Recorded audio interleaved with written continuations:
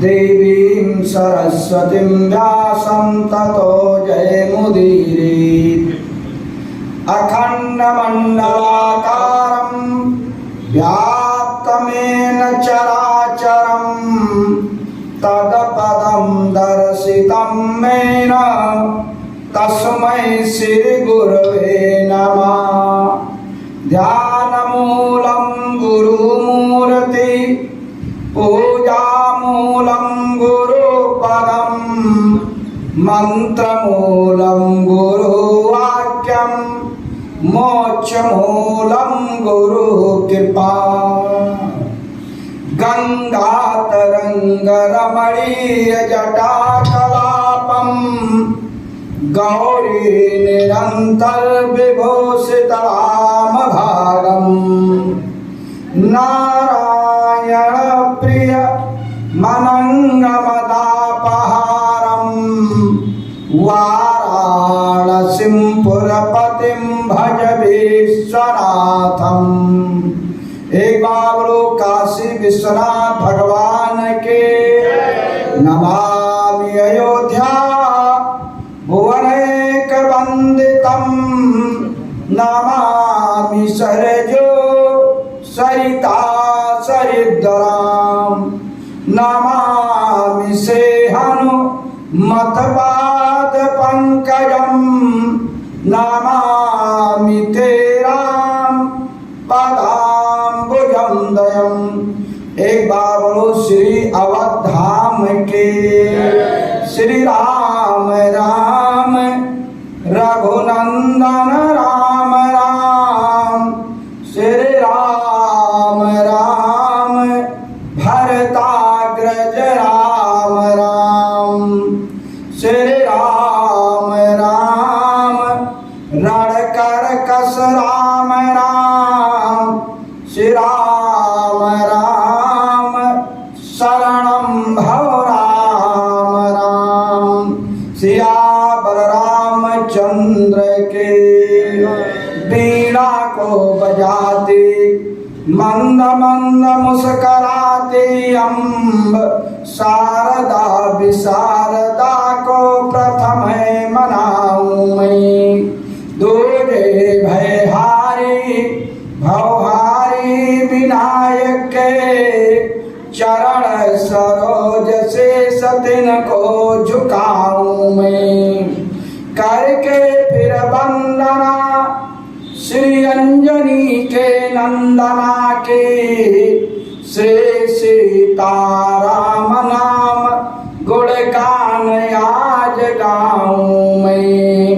सादर सिवाही नाई पाद माथा बरन हो विषाद राम गुण गाथा। बंदौ तुलसी के चरण जिनकी न्यो जग काज काली समुद्र बूढ़ तलख्यो प्राकट्यौ सत्य जहाज। सिया मांडवे उर्मिला सुत के रति वरदान चारि सुवन चार्यो रतन तुलसी करत प्रणाम। राम कथा के रस कवर भक्त राजमत धीर आए सुआसन लीजिए तेज पुंज कपिवीर। अपने अपने घरन के सब काहू को पीर तुम ही पीर हर घरन के धन्य धन्य रघुवीर। जो विचरहि चरय चरमः यथा भावयनुमान सो ममौर मंदिर बसो श्री शंकर भगवान। तन बल धन बल बाहुबल करे न ये कौ काम। एक बार सब प्रेम से बोलो जय सिया राम। सियावर रामचंद्र के, वीर बजरंगबली के, काशी विश्वनाथ भगवान के, आद्या प्रांबा भगवती के, वीर बजरंगबली की, स्वामी जी महाराज के, आज के आनंद के, सत्य सनातन धर्म के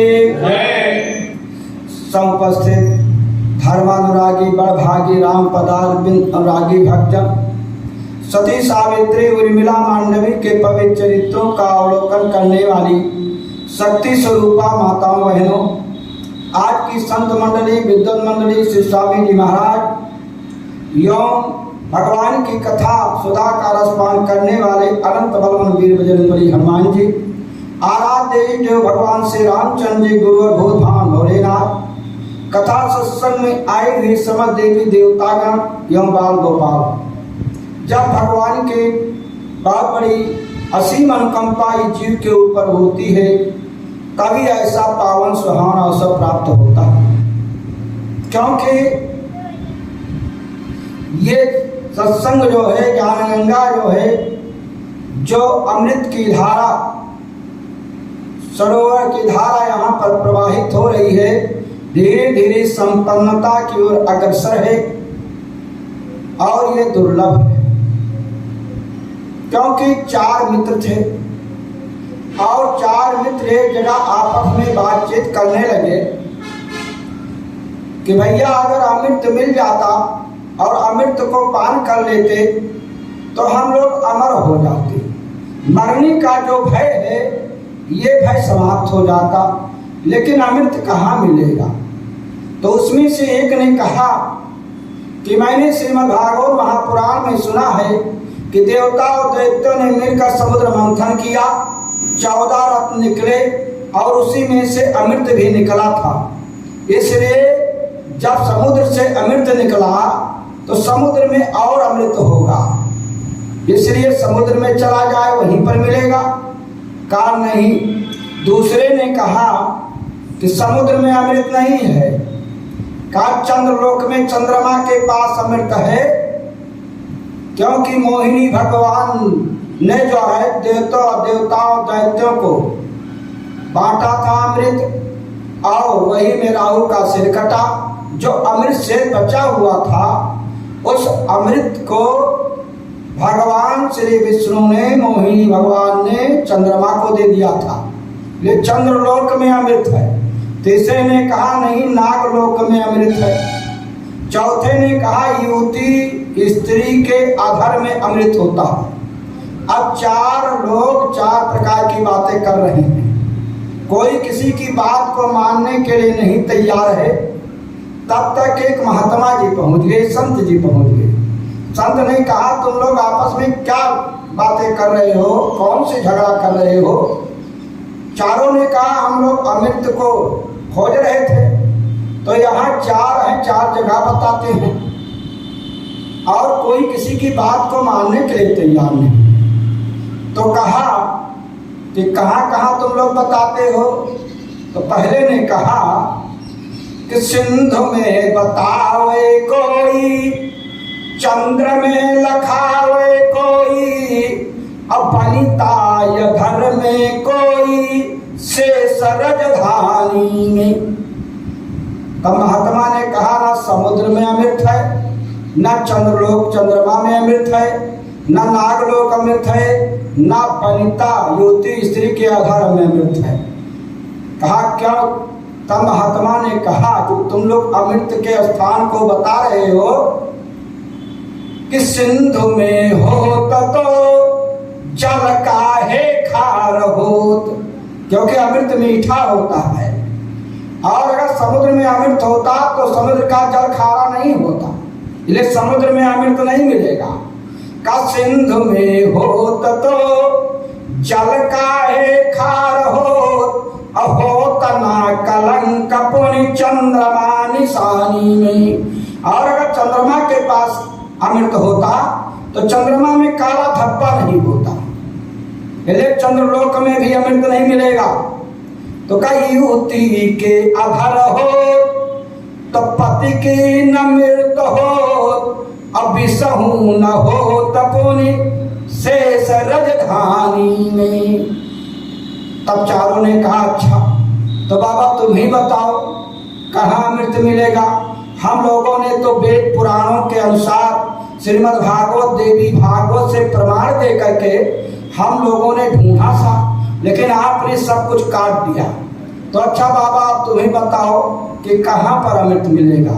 तब संत ने कहा इस सब बातन में एक बात मयंक जी बताए जात कि अमृत की धार बहे संतन की वाणी में। श्रीमद् भागवत में वेद व्यास जी ने लिखा कि क्वा सुधा क्वा कथा क्वा कांचा क्वा मणि महा। कहा कांच के समान तुम्हारा अमृत और कहा मणि के समान मेरी भागवत की कथा। कदाप नहीं सुनाया। शुक्रदेव जी ने देवताओं को भगा दिया। इसलिए ये सत्संग आज जो अमृत की धारा बह रही है ये जो है दुर्लभ है, और इसमें जिसके ऊपर भगवान की कृपा होगी वही आएगा।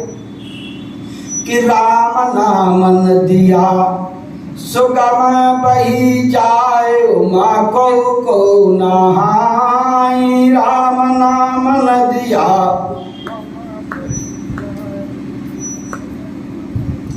आए ब्रह्मा नहाए शंकर नहाए। ब्रह्मा नहाए शंकर नहाए। नारद नहाए अपन बीड़ा बजाए उमा को नहाई। नारद बजाए नारद नहाए। राम नाम नदिया सुगम बही जाए उमा को नहाय। सूरो नहाय न तुलसी नहाय मीरा नहाय। एक तारा बजाए उमा को नहाय। राम नाम नदिया सुगम बही जाए उमा को नहाय। देव्यु नहाय न देवतौ नहाय।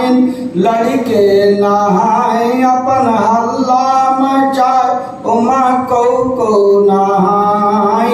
राम नाम नदिया सुगम बही जाए उमा को नहाय। सियावर रामचंद्र की जय। बाबा भोलेनाथ कैलाश पर्वत पर बैठे हुए आद्या प्रांबा भगवती जगत जननी जगदम्बिका उमा को भगवान की पवित्र पावन कथा सुधा का रसपान करा रहे हैं। बाबा भोलेनाथ ने कहा हे देवी,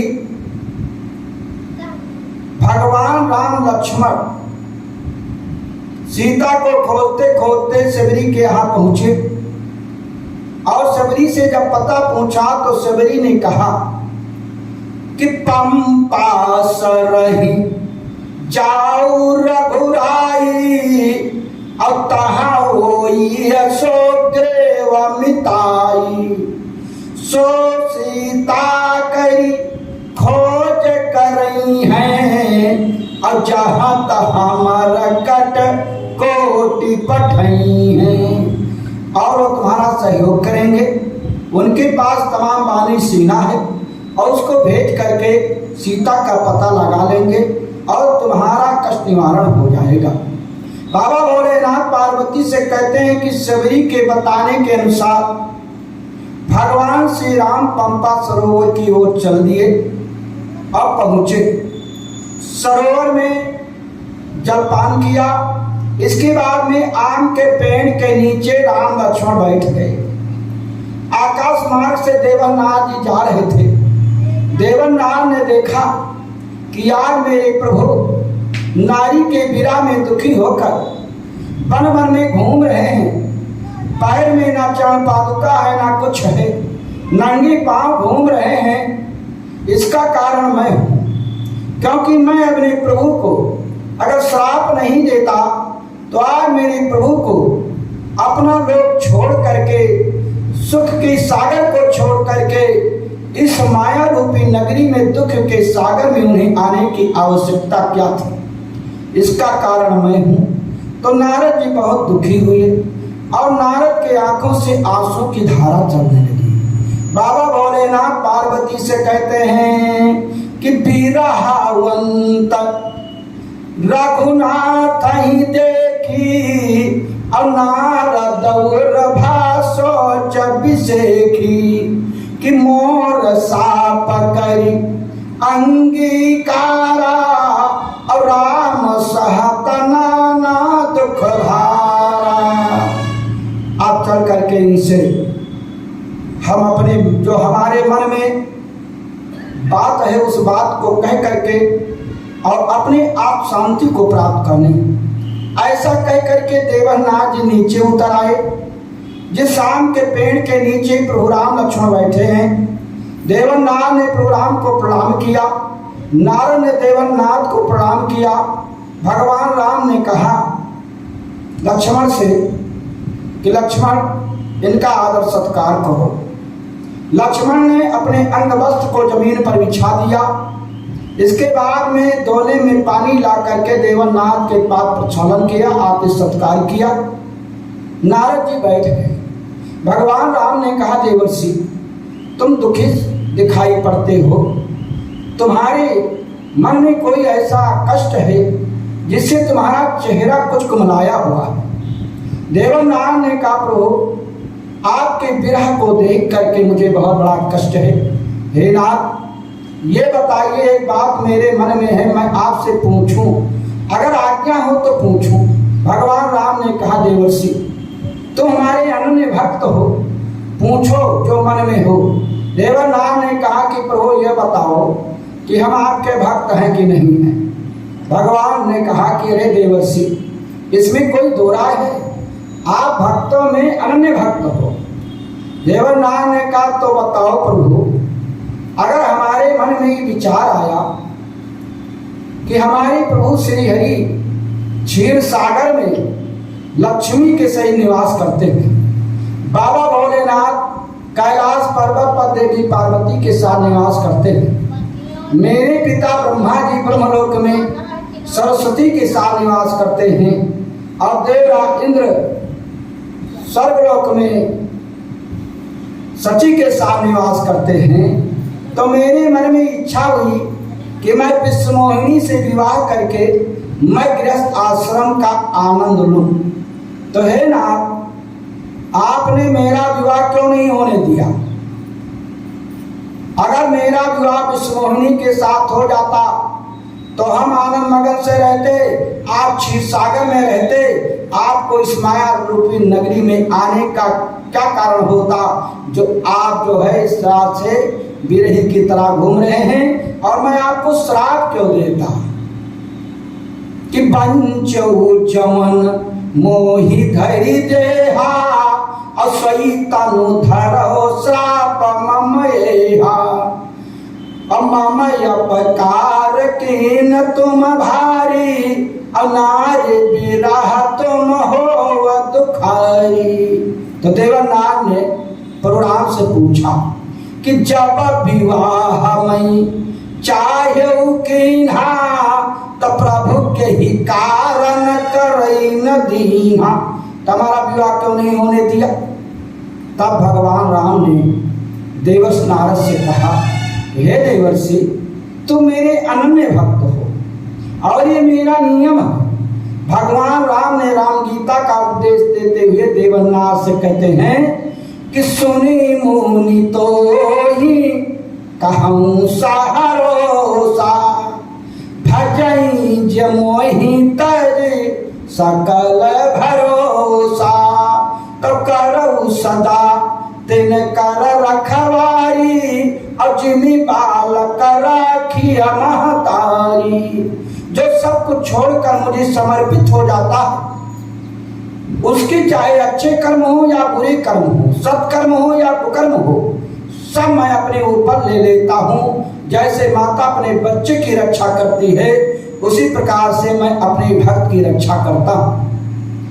और यही राम गीता को द्वापर में भगवान श्री कृष्ण ने अर्जुन को श्रीमद् भगवत गीता को उपदेश देते हुए यही बात कहा कि अनन्या चिंतयन्तो मां ये जना पर्युपास्ते तेषां नित्यभियुक्तानां योगक्षेमं अहम्यहम्।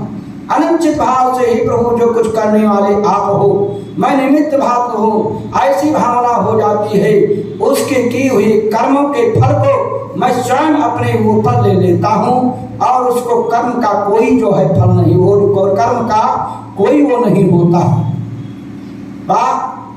भगवान श्री राम ने जिस समय विभीषण भगवान राम से मिलने के लिए आए और भगवान राम अपना परिचय विभीषण से कहते हैं, क्योंकि उनको अपना मित्र अपना सखा बना दिया और कह रहे हैं कि सुना हूँ सखा निज कहूँ सुभाओ अजान भूषुंड शंभु गिरि जाओ। भगवान राम ने कहा, हे मित्र, हमारे स्वभाव को भोले बाबा पार्वती और कागभूषुंडी विधवत चाल दे। विभीषण ने कहा, हे प्रभु, मैं तो नहीं जानता हूँ, इसलिए आपका स्वभाव क्या है, आप कैसे खुश होते हैं और कैसे भक्ति की जाए। तो भगवान राम ने विभीषण से कहा कि सुना हूँ सखा निज कहूँ सुभाओ अजान भूषुंड शंभु गिरि जाओ। कि जाओ न रहो ये चराचर द्रोही आवई सबई शरण तक मोही। अगर चराचर से द्रोह करने वाला क्यों न हो, अगर मेरे शरण में आ जाता है तो उसको मैं अपना लेता हूँ। लेकिन कैसे? कहा कि जननी जनक बंधु सुत दारा अब तनु धन धाम सहित परिवारा।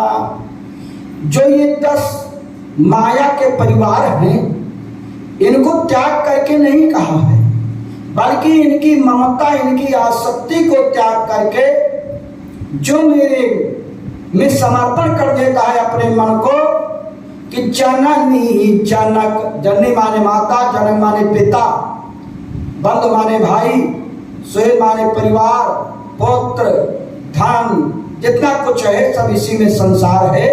कि जननी जनक बंधु सुत धारा और तनु धनु धाम सुहृद परिवारा और सब कै ममता। ये नहीं कि आप उनको छोड़कर जंगल चले गए। मार्कंडेय पुराण में कथा है कि सुराजा सुरथ और समाधि चले गए थे जंगल में, लेकिन उनको अपने परिवार और राजा के प्रति जो है बहुत आसक्ति नहीं गई थी और वो बहुत जो है दुखी थे। तो वो नहीं, लेकिन सबकी ममता आसक्ति को त्याग करके अपने मन को मेरे में लगावे। बाकी जो कर रहे हो वो करो, जैसे रह रहे हो वैसे रहो। महाराज जनक राजा थे, लेकिन सदैव होते हुए विदेह, भोगी होते हुए योगी। योगी और भोगी में क्या अंतर है? कपड़ा पहनने से कोई योगी नहीं होता है। योगी और भोगी में यही अंतर है कि भोगी अपना मानता है और योगी अपना नहीं मानता। भोगी आसक्ति युक्त होता है और भोगी जो है और योगी आसक्ति नहीं होती है। तो कहा कि जननी जनक बंधु सुत दारा और तनु धन धाम सुहृद परिवारा। तो सब कै ममता ताग बटोरी अब मम पद नहीं बांध बर डोरी। एक नहीं, करोड़ों ब्राह्मण का मरने का अगर पाप लगा हुआ है और इस प्रकार से आता है कि कोट भी प्रबध लागई जाओ आए शरण तजई नहीं ताहू। और जब जीव परमात्मा के सन्मुख हो जाता है तो भगवान कहते हैं कि सन्मुख होए जीव मही जबही तो जन्म कोटि अगना सही तबही। तो उसका पुराने जन्म का सारा पाप नाश हो जाता है। वाल्मीकि जी देखिए, वो जो है आकर के अपने को परमात्मा में समर्पित कर दिया, ब्रह्म के समान हो गई। इस प्रकार से जो आता है तो उसको मैं करऊ सद्यते साधु समाना, उसको मैं साधु के समान बना देता हूँ। विभीषण ने कहा हम इसी प्रकार से आए भी हैं। तो कहा तुम प्रिय सखा संत जिन मेरे, तब तो आप संत के समान हैं। बाबा भोलेनाथ पार्वती से कहते हैं कि पार्वती भगवान राम देवनाथ को समझा रहे हैं। जो देवनाथ ने कहा हमारा विवाह क्यों नहीं होने दिया, वो अपना परिचय दे रहे हैं कि हे देवर्षि, ये पूरा संसार मेरे द्वारा रचाया गया। सीता और राम, राधे और श्याम, गौरी शंकर, अगर इस नाम को आप गणना में लें तो 108 अंक आएगा। उसी प्रकार से संसार में भी 108 है और ब्रह्म में भी 108 है। जैसे सा छोटा से आप गिने 1 2 3 और सा जिस अंक पर पड़े उस अंक को लिख ले। सा पर बड़ी मात्रा है, छोटा बड़ा छोटी बड़ी, 4 अंक पर बड़ी पड़ता है, फिर 4 लिख ले। इसी प्रकार से सीताराम को लिखते जाएं तो 108 गिनती आकर के तुम्हारे सामने आ जाएगी। तो ब्रह्म में भी 108 है, संसार में भी 108 है। ये संसार परमात्मा ने बनाया। और भगवान कहते हैं कि साबा मामा प्रिय, कीड़े मकोड़े पेड़ पौधे जितना देखते हो सब में जीव है। कि साबा मामा प्रिय, और सब भगवान को प्रिय है। कसाबा मामा प्रिय, साबा मामा वो बजाए, लेकिन साबा से अधिक मनोज मोहि भाई। लेकिन इन 84 लाख खिलौने में सबसे प्रिय मुझे मनुष्य में। अब 3 महाद्विज, उन मनुष्यों में द्विज ब्राह्मणों को कहा, 3 महाद्विज, द्विज मां पुण्य ज्ञानी, अज्ञानी ते अत प्रिय विज्ञानी। अब 3 महामोही पुण्य प्रिय निज दासा, अब यही गति छोड़ी न दो सारा आशा।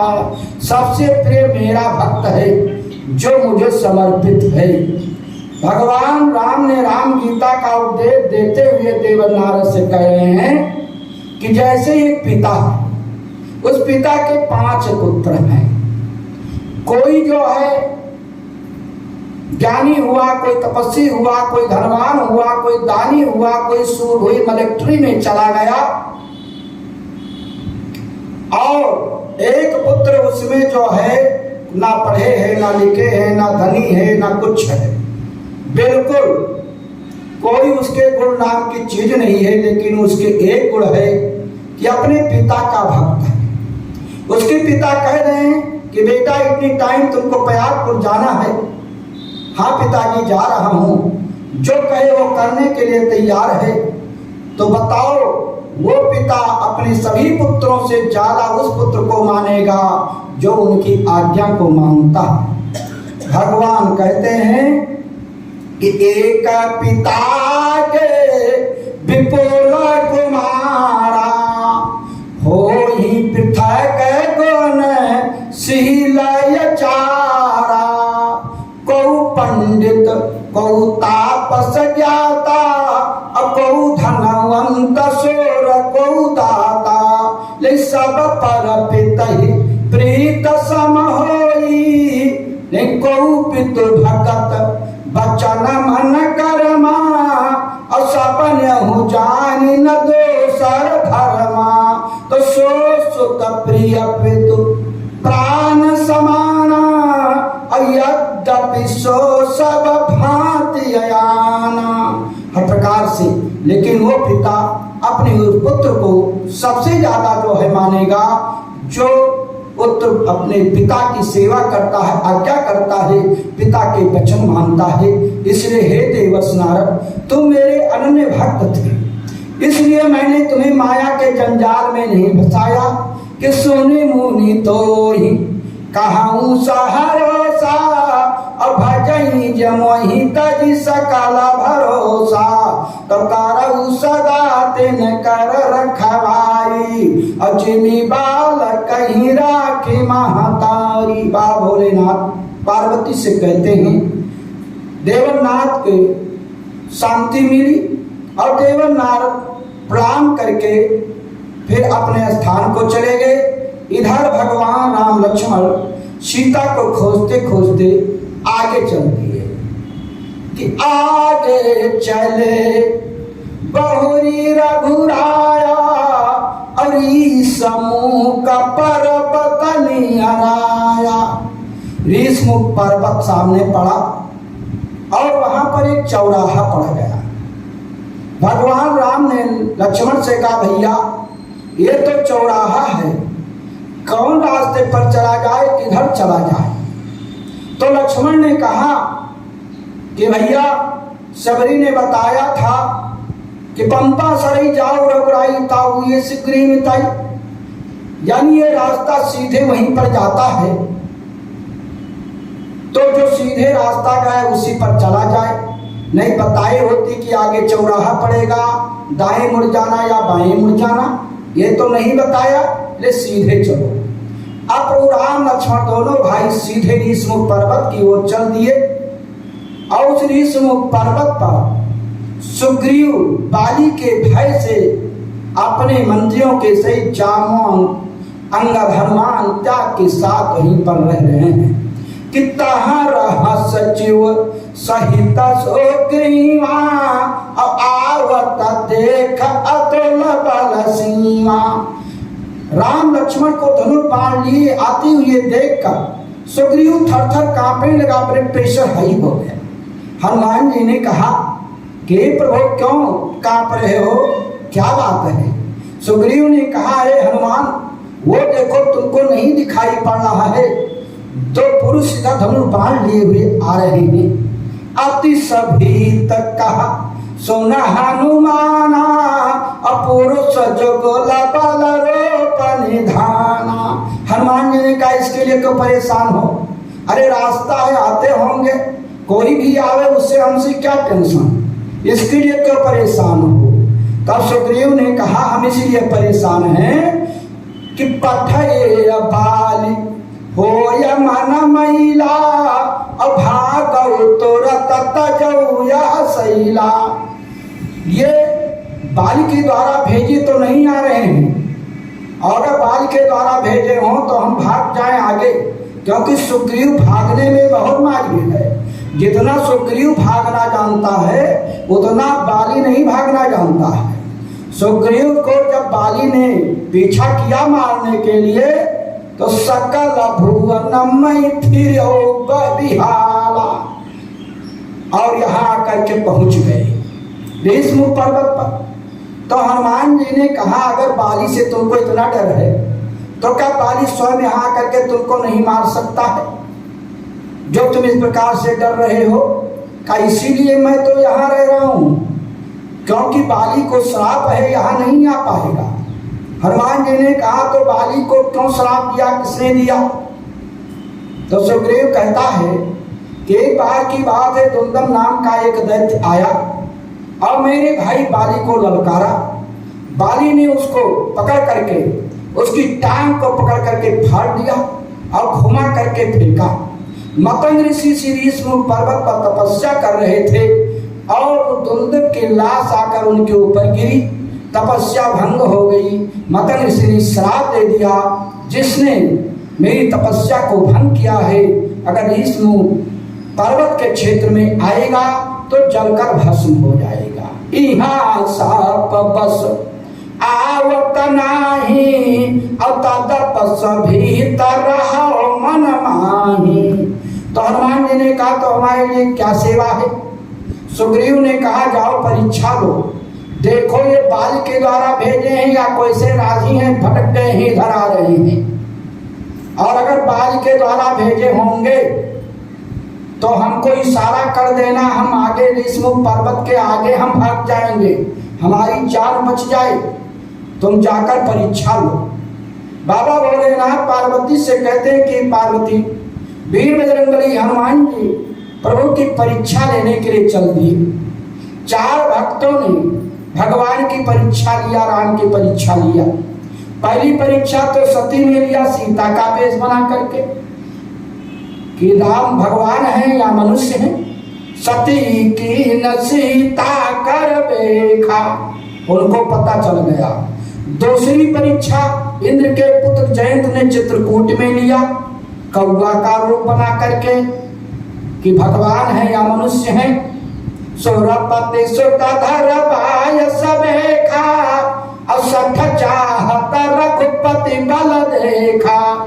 तीसरी परीक्षा लंकाधीश्वर रावण ने लिया कि ये परमात्मा है या मनुष्य है, क्योंकि जब शूर्पणखा अपनी नाक कान कटा करके और खरदूषण का पद करा करके लंकापुरी में पहुंची और रावण को बताया, तो रावण सोचने लगा कि खरदूषण महिषम बलवंता, अति नहीं को मारे बिनु भगवंता। असुर रंजन भंजन मही भारा, अजो भगवंत लीन अवतारा। तो मैं जाए बैरहट करहूँ, और प्रभु शरत के प्राण भय करहूँ।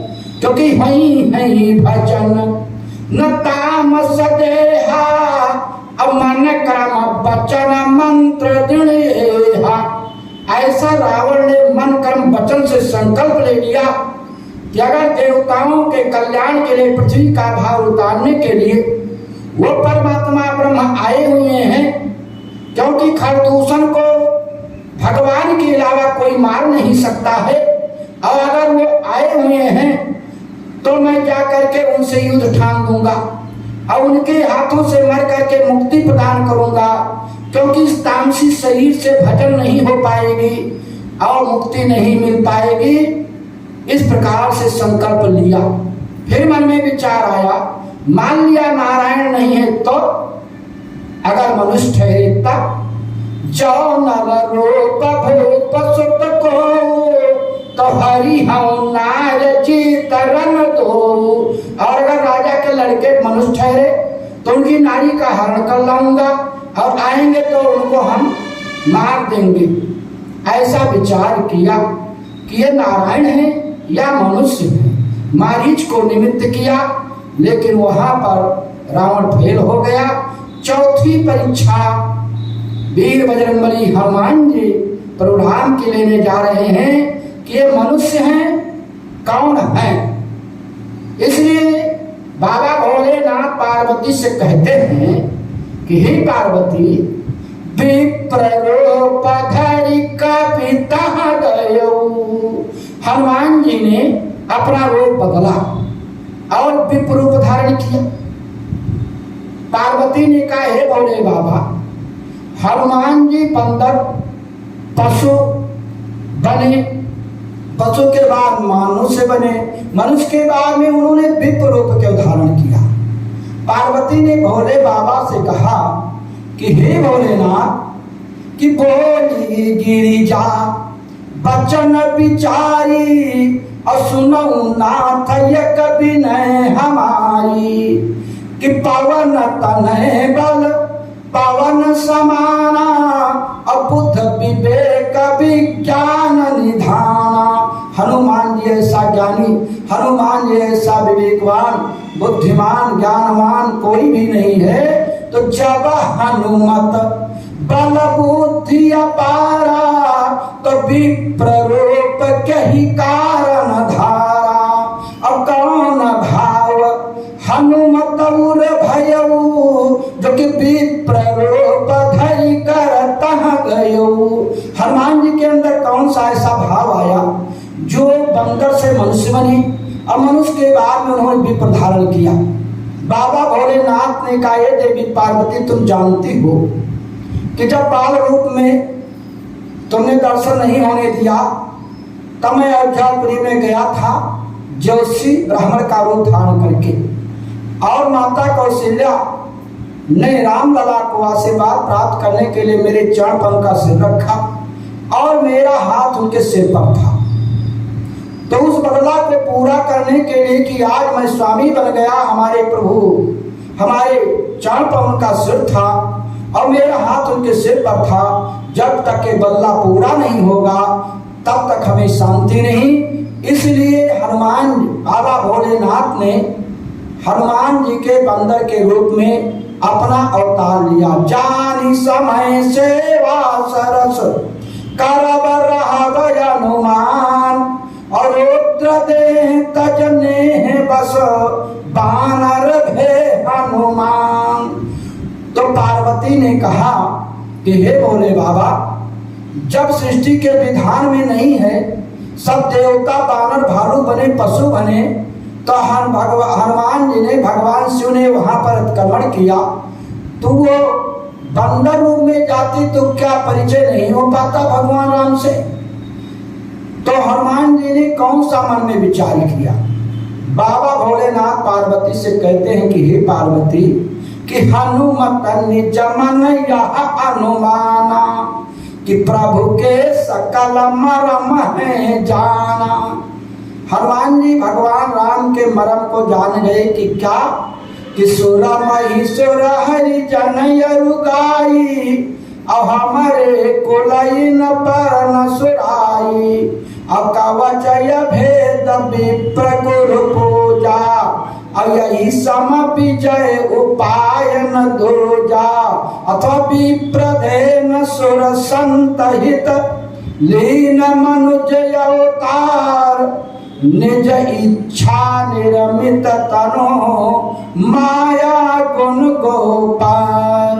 अथवा हनुमान जी ने जहां पर विप्र रूप धारण किया है, वहां पर भक्त को भगवान से मिलाया, जीव को ब्रह्म से मिलाया, और 9 जगह पर हनुमान जी ने लघु रूप धारण किया है।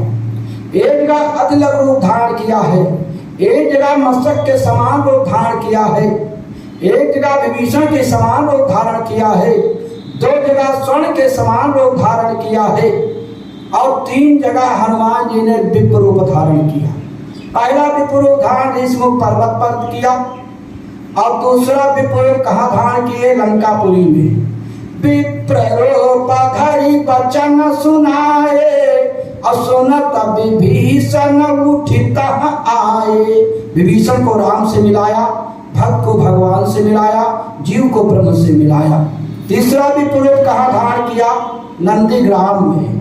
राम विरह सागर महा भरत मगन मन हो, विप्र रूप धरि पवन सुत आई गयो जनुपोत। बैठे देखी कुशासन जटा मुकुट कृष्णगात, राम राम रघुपति जपत स्रवत नयन जल जात। अथवा हनुमान जी ने मन में सोचा, विचार किया कि जब प्रभु को दैत्यराज बलि को छलना हुआ, तो उन्होंने विप्र रूप धारण किया, वामन रूप धारण किया, कि ब्राह्मण पैठी पताल छली बलि, और ब्राह्मण 60,000 को मार्यो, और ब्राह्मणी शोक समुद्र लियो, और ब्राह्मण ही यदुवंश संहारे, और ब्राह्मण लात हनि हरि केतन, और ब्राह्मण ही क्षत्रिय दल मारे, और ब्राह्मण से जनि बैर करें, तो ब्राह्मण से परमेश्वर हारे।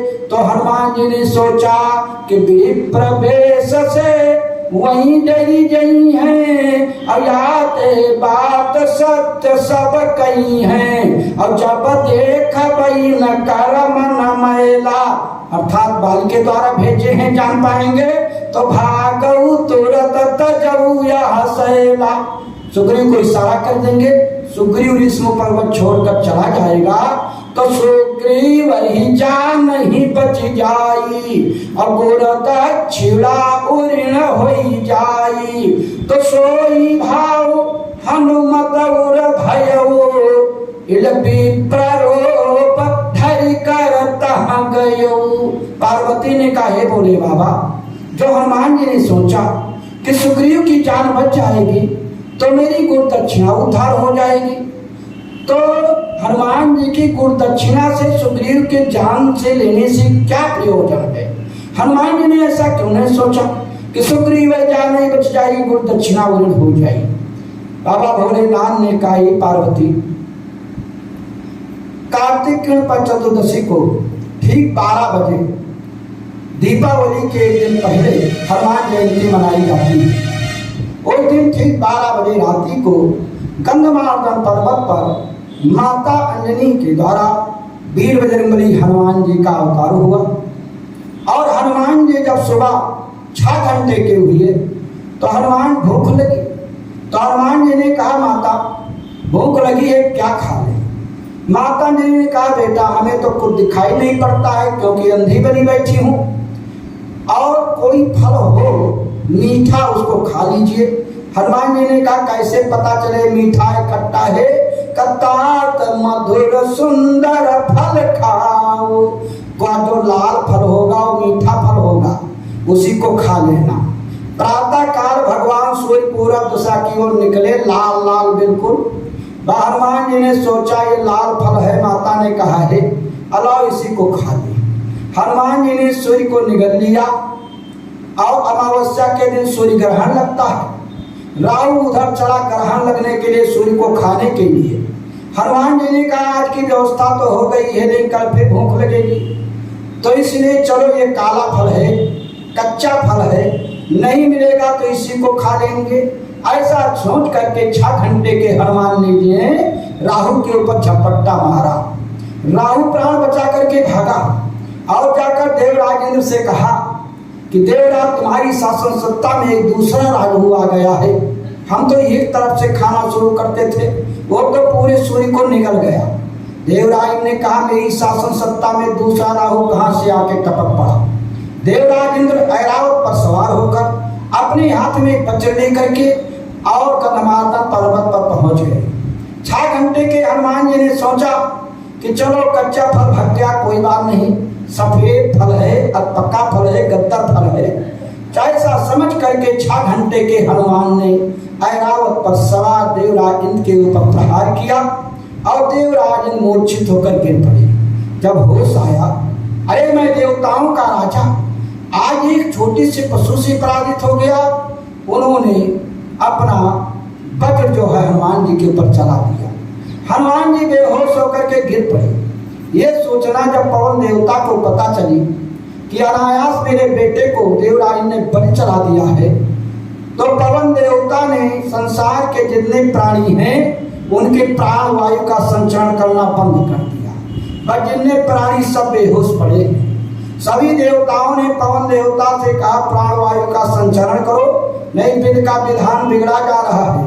पवन देवता ने कहा, जब तक मेरा बेटा हनुमान नहीं जीवित होगा संसार का कोई प्राणी जीवित नहीं हो सकता। उसी जगह पर सभी देवताओं ने हनुमान जी को आशीर्वाद दिया, अपना बल दिया और सबका आशीर्वाद बल प्राप्त करके वीर बजरंगबली हनुमान जी राम राम कह करके उठ बैठे और भगवान सूर्य को बाहर किया और सभी देवता चले गए। पवन देवता ने प्राणवायु का संचरण किया। बाबा भोलेनाथ पार्वती से कहते हैं कि हे पार्वती, इस प्रकार से गंधमार्दन पर्वत पर अपनी माता के पास रहते हुए हनुमान जी 5 वर्ष के हो गए। तब माता अंजलि ने कहा, बेटा अब तुम किसी गुरु के पास शिक्षा प्राप्त करो। हनुमान जी ने कहा, तो माता बताओ किस गुरु के पास जाएं? माता अंजलि ने कहा, वैसे तो बहुत से गुरु हैं, लेकिन अगर भगवान सूर्य के पास जाओ शिक्षा प्राप्त करो तो तुम्हारी यश, तुम्हारी कीर्ति, तुम्हारी पताका हमेशा फहराती रहेगी। हनुमान जी ने कहा, ठीक है माता, अगर आपकी आज्ञा है तो हम सूर्य के पास जा रहे हैं। हनुमान जी भगवान सूर्य के पास पहुंचे। भगवान सूर्य ने देखा ब्लड प्रेशर हाई हो गया। अरे ये तो वही जब 6 घंटे का हमको निगल लिया था, अब तो 5 वर्ष का हो गया है। तो भगवान सूर्य ने कहा कि यही कारण आगमन तुम्हारा, आने का प्रयोजन क्या है? तो हनुमान जी ने कहा, हमारी माता की आज्ञा है कि आपके द्वारा हमको शिक्षा मिलनी चाहिए। भगवान सूर्य ने कहा, हनुमान हम तुमको नहीं पढ़ा पाएंगे। कहा क्यों? कहा जाओ किसी दूसरे गुरु के पास शिक्षा प्राप्त करो और हम नहीं पढ़ा पाएंगे। तो हनुमान जी ने कहा ठीक है, पढ़ाओ या ना पढ़ाओ, लेकिन बचपन की यह बात याद सोच लो। तब भगवान सूर्य ने कहा ठीक है हनुमान, हम तुम्हें पढ़ाएंगे, लेकिन एक शर्त है। कहा बताइए। का शर्त यह है कि हमारी रथ यात्रा कभी रुकेगी नहीं, तो तुम हमारे तरफ मुंह करो और तुम पीछे को हटते रहना और हम तुमको विद्या सिखाते रहेंगे। हनुमान जी ने कहा ठीक है गुरु जी, हमें सब मंजूर है। इस प्रकार से वीर बजरंगबली हनुमान जी भगवान सूर्य के पार रह करके सारी विद्याओं को सीख लिया।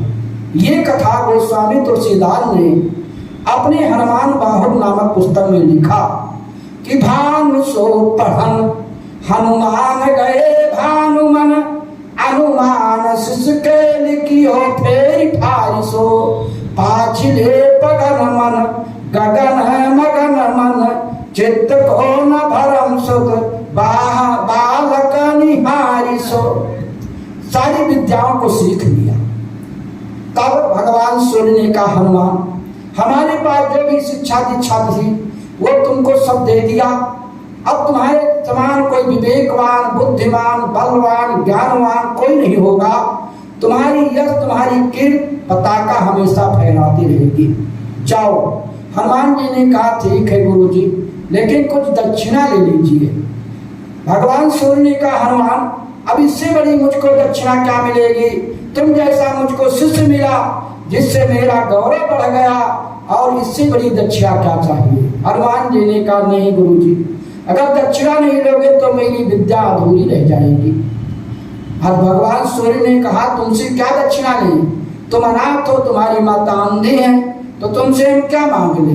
हम संतुष्ट हैं और जाओ, मुझे दक्षिणा नहीं चाहिए। हनुमान जी ने कहा जब तक दक्षिणा नहीं लोगे तब तक मुझे शांति नहीं। जब इस प्रकार से कहा तो भगवान सूर्य ने कहा ठीक है हनुमान, तुम्हारी शांति के लिए अगर चाहते हो तो यही दक्षिणा मुझको दे दो। बाबा भोलेनाथ पार्वती से कहते हैं कि हे पार्वती, कि हुए परिपूर्ण जब पढ़कर कहा गुरुदेव सुन लीजिए, दक्षिणा आपको क्या दूं कृपा करके बता दीजिए। तो भगवान सूर्य ने गुरुदक्षिणा में क्या मांगा कि कहा सुग्रीव सुत मेरा जो बाली का लघु भाई, किस कंधा में वो रहता है उसी के पास तुम जाई।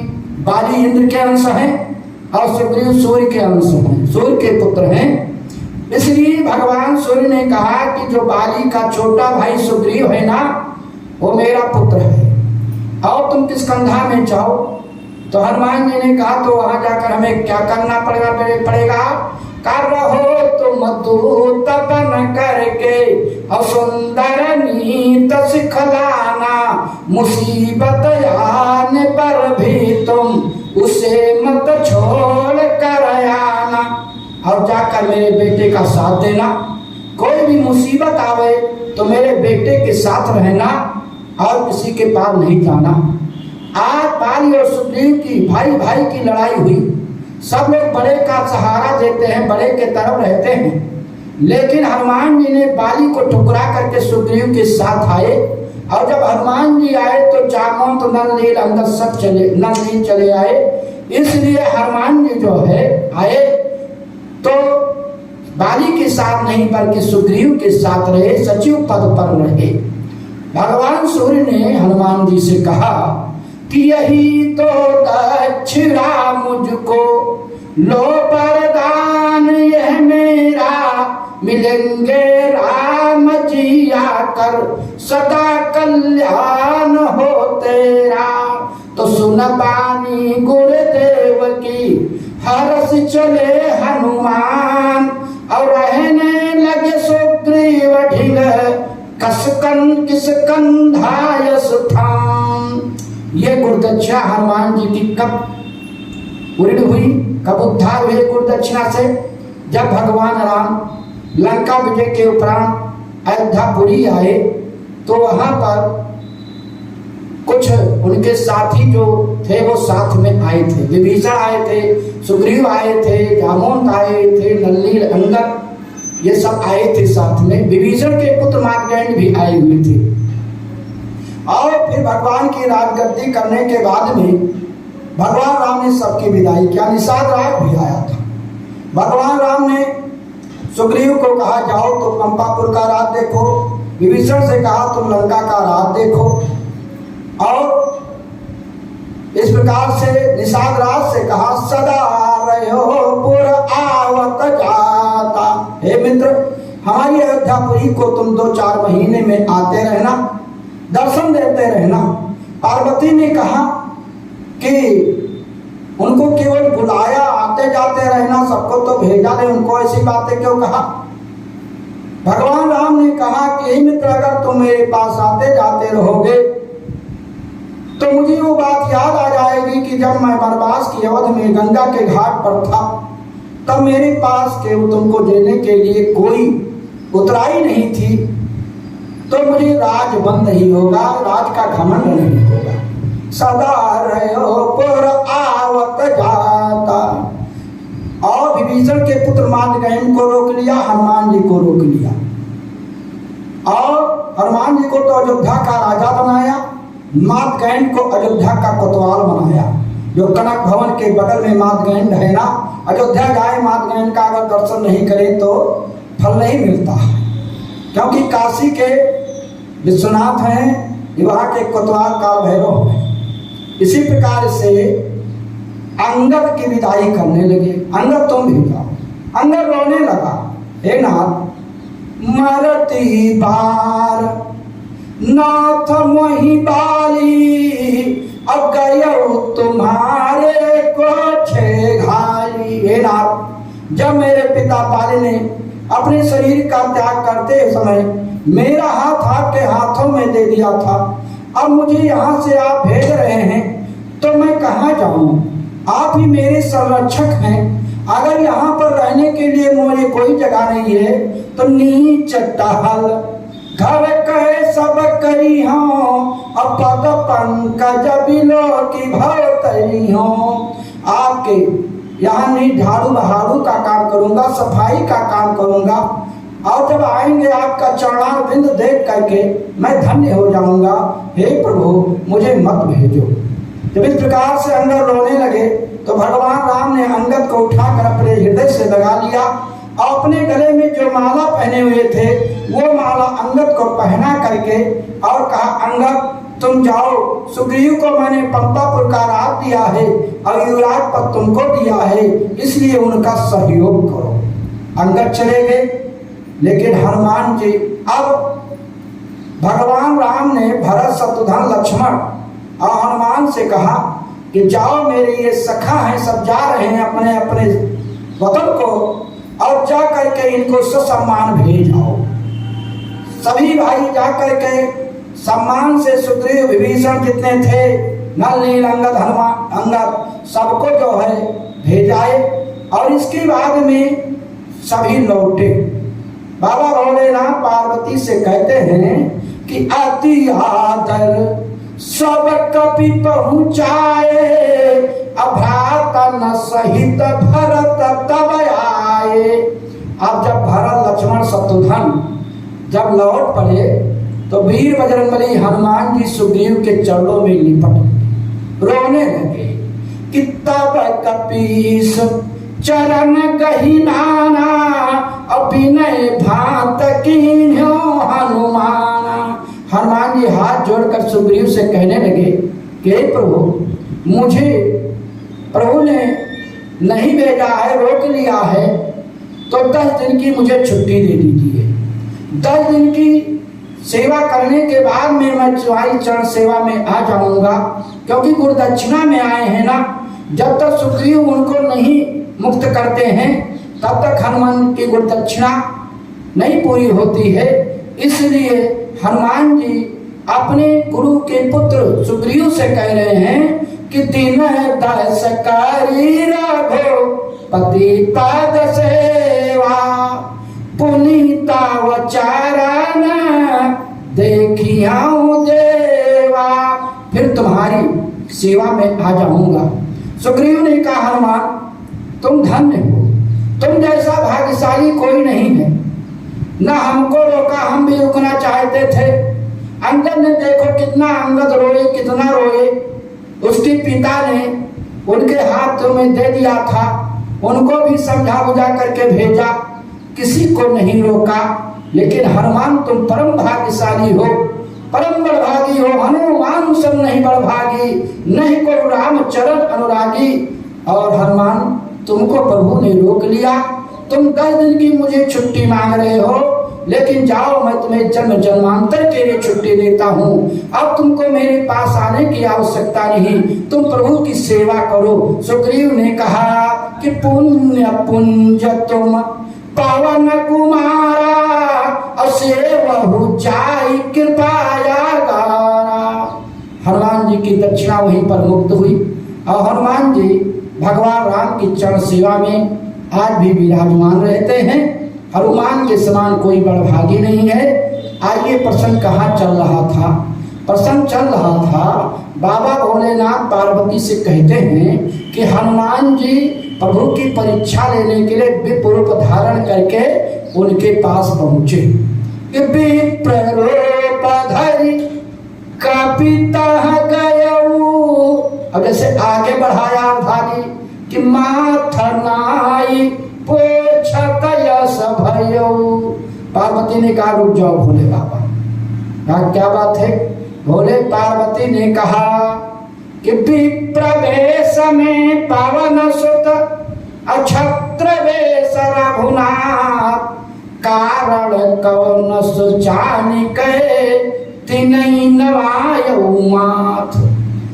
हनुमान जी विप्र रूप में है, भगवान राम क्षत्रिय रूप में है, और विप्र हो करके क्षत्रिय के सामने अपना मस्तक क्यों झुकाया? अगर कहो कि नहीं जान पाए तो वही हनुमान जी पूछते भी हैं कि को तुम श्यामल गौर शरीरा, अब क्षत्रिय रूप फिरो बनबीरा।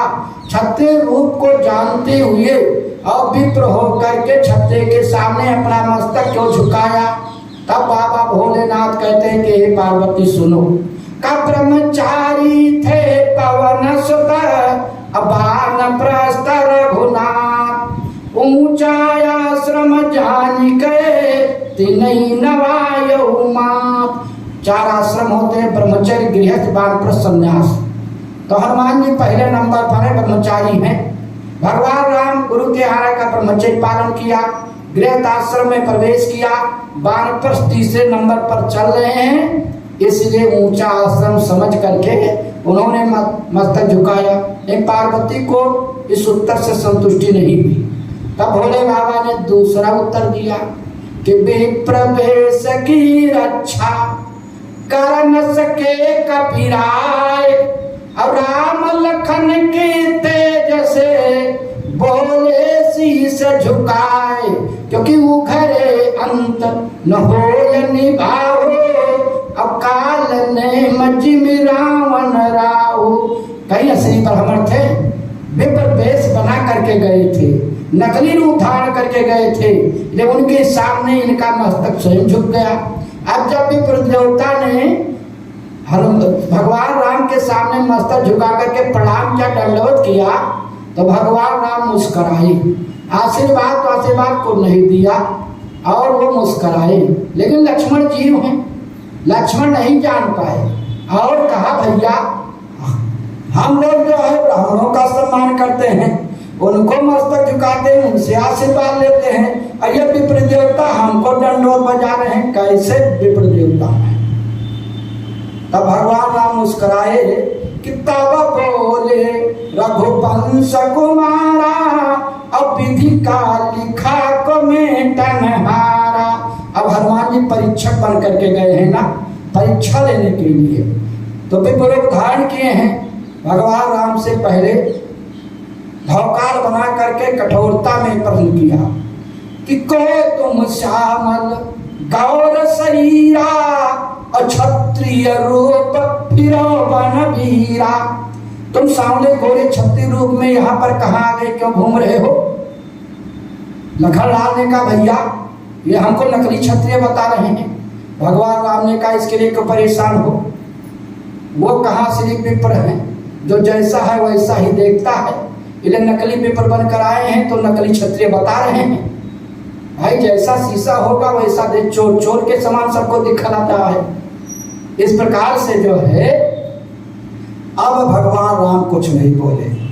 तो हनुमान जी ने सोचा कि कठोरता में बोले, भौकाल बनाकर ये कुछ उत्तर नहीं दिया, मुस्कुरा रहा है। तब हनुमान जी ने कहा, विनम्रता में चले आए कि कठिन भूमि कोमल पदगामी, अकमन हेतु बन बिचरहु स्वामी। हे स्वामी, इस कठिन पथे जमीन पर किस कारण से आप घूम रहे हैं? कारण बताइए, उद्देश्य बताइए। कठोरता और विनम्रता में कितना अंतर है?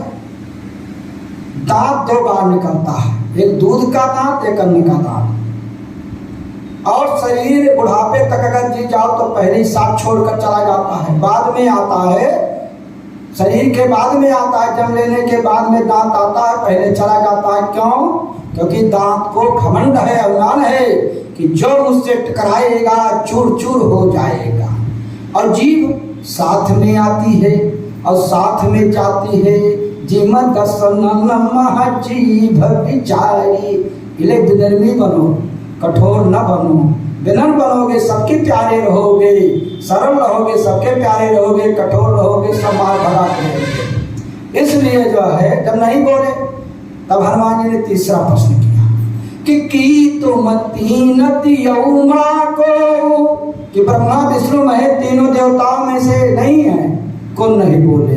तो कहा नारा नारायण की तुम दो, कि नर और नारायण आप दोनों तो नहीं है, नहीं बोले। तब पांचवा प्रश्न हनुमान जी ने कहा कि जग कारण तारण भव भंजन धरणी भार, और की तुम अखिल भुवनपति लीन मनुज अवतार। भगवान राम ने सोचा, हनुमान अपनी भक्ति अपनी विद्वता को मुझसे दिखा लो। बोलने का नाम नहीं लिया, लगातार 5-5 प्रश्न करते गए, लेकिन तुमको भी कोई मिलेगा, तुमको भी कोई गुरु मिलेगा। तुम जो यहाँ पर भक्ति कर रहे हो वो तुमको भी मिलेगा। और जब हनुमान जी लंकापुरी में रावण के पास पहुंचे लंका जला करके, तो रावण ने इतना प्रश्न पूछा कि हनुमान जी को बोलने का नंबर नहीं दिया। कहा लंकेश कौन तय कीसा, और कही के बल घाल सबन कीसा, और कीधो श्रवण सुन्यो नहीं मोही, और जान से अति असंख टटोही, हमारे निश्चर कही अपराधा, और कौसठ तहीन प्राण कही बाधा। एक साथ में यहाँ बिल्कुल प्रश्नों की झड़ी लगा दिया। हनुमान जी ने कहा कि ये तो बहुत वक्ता है।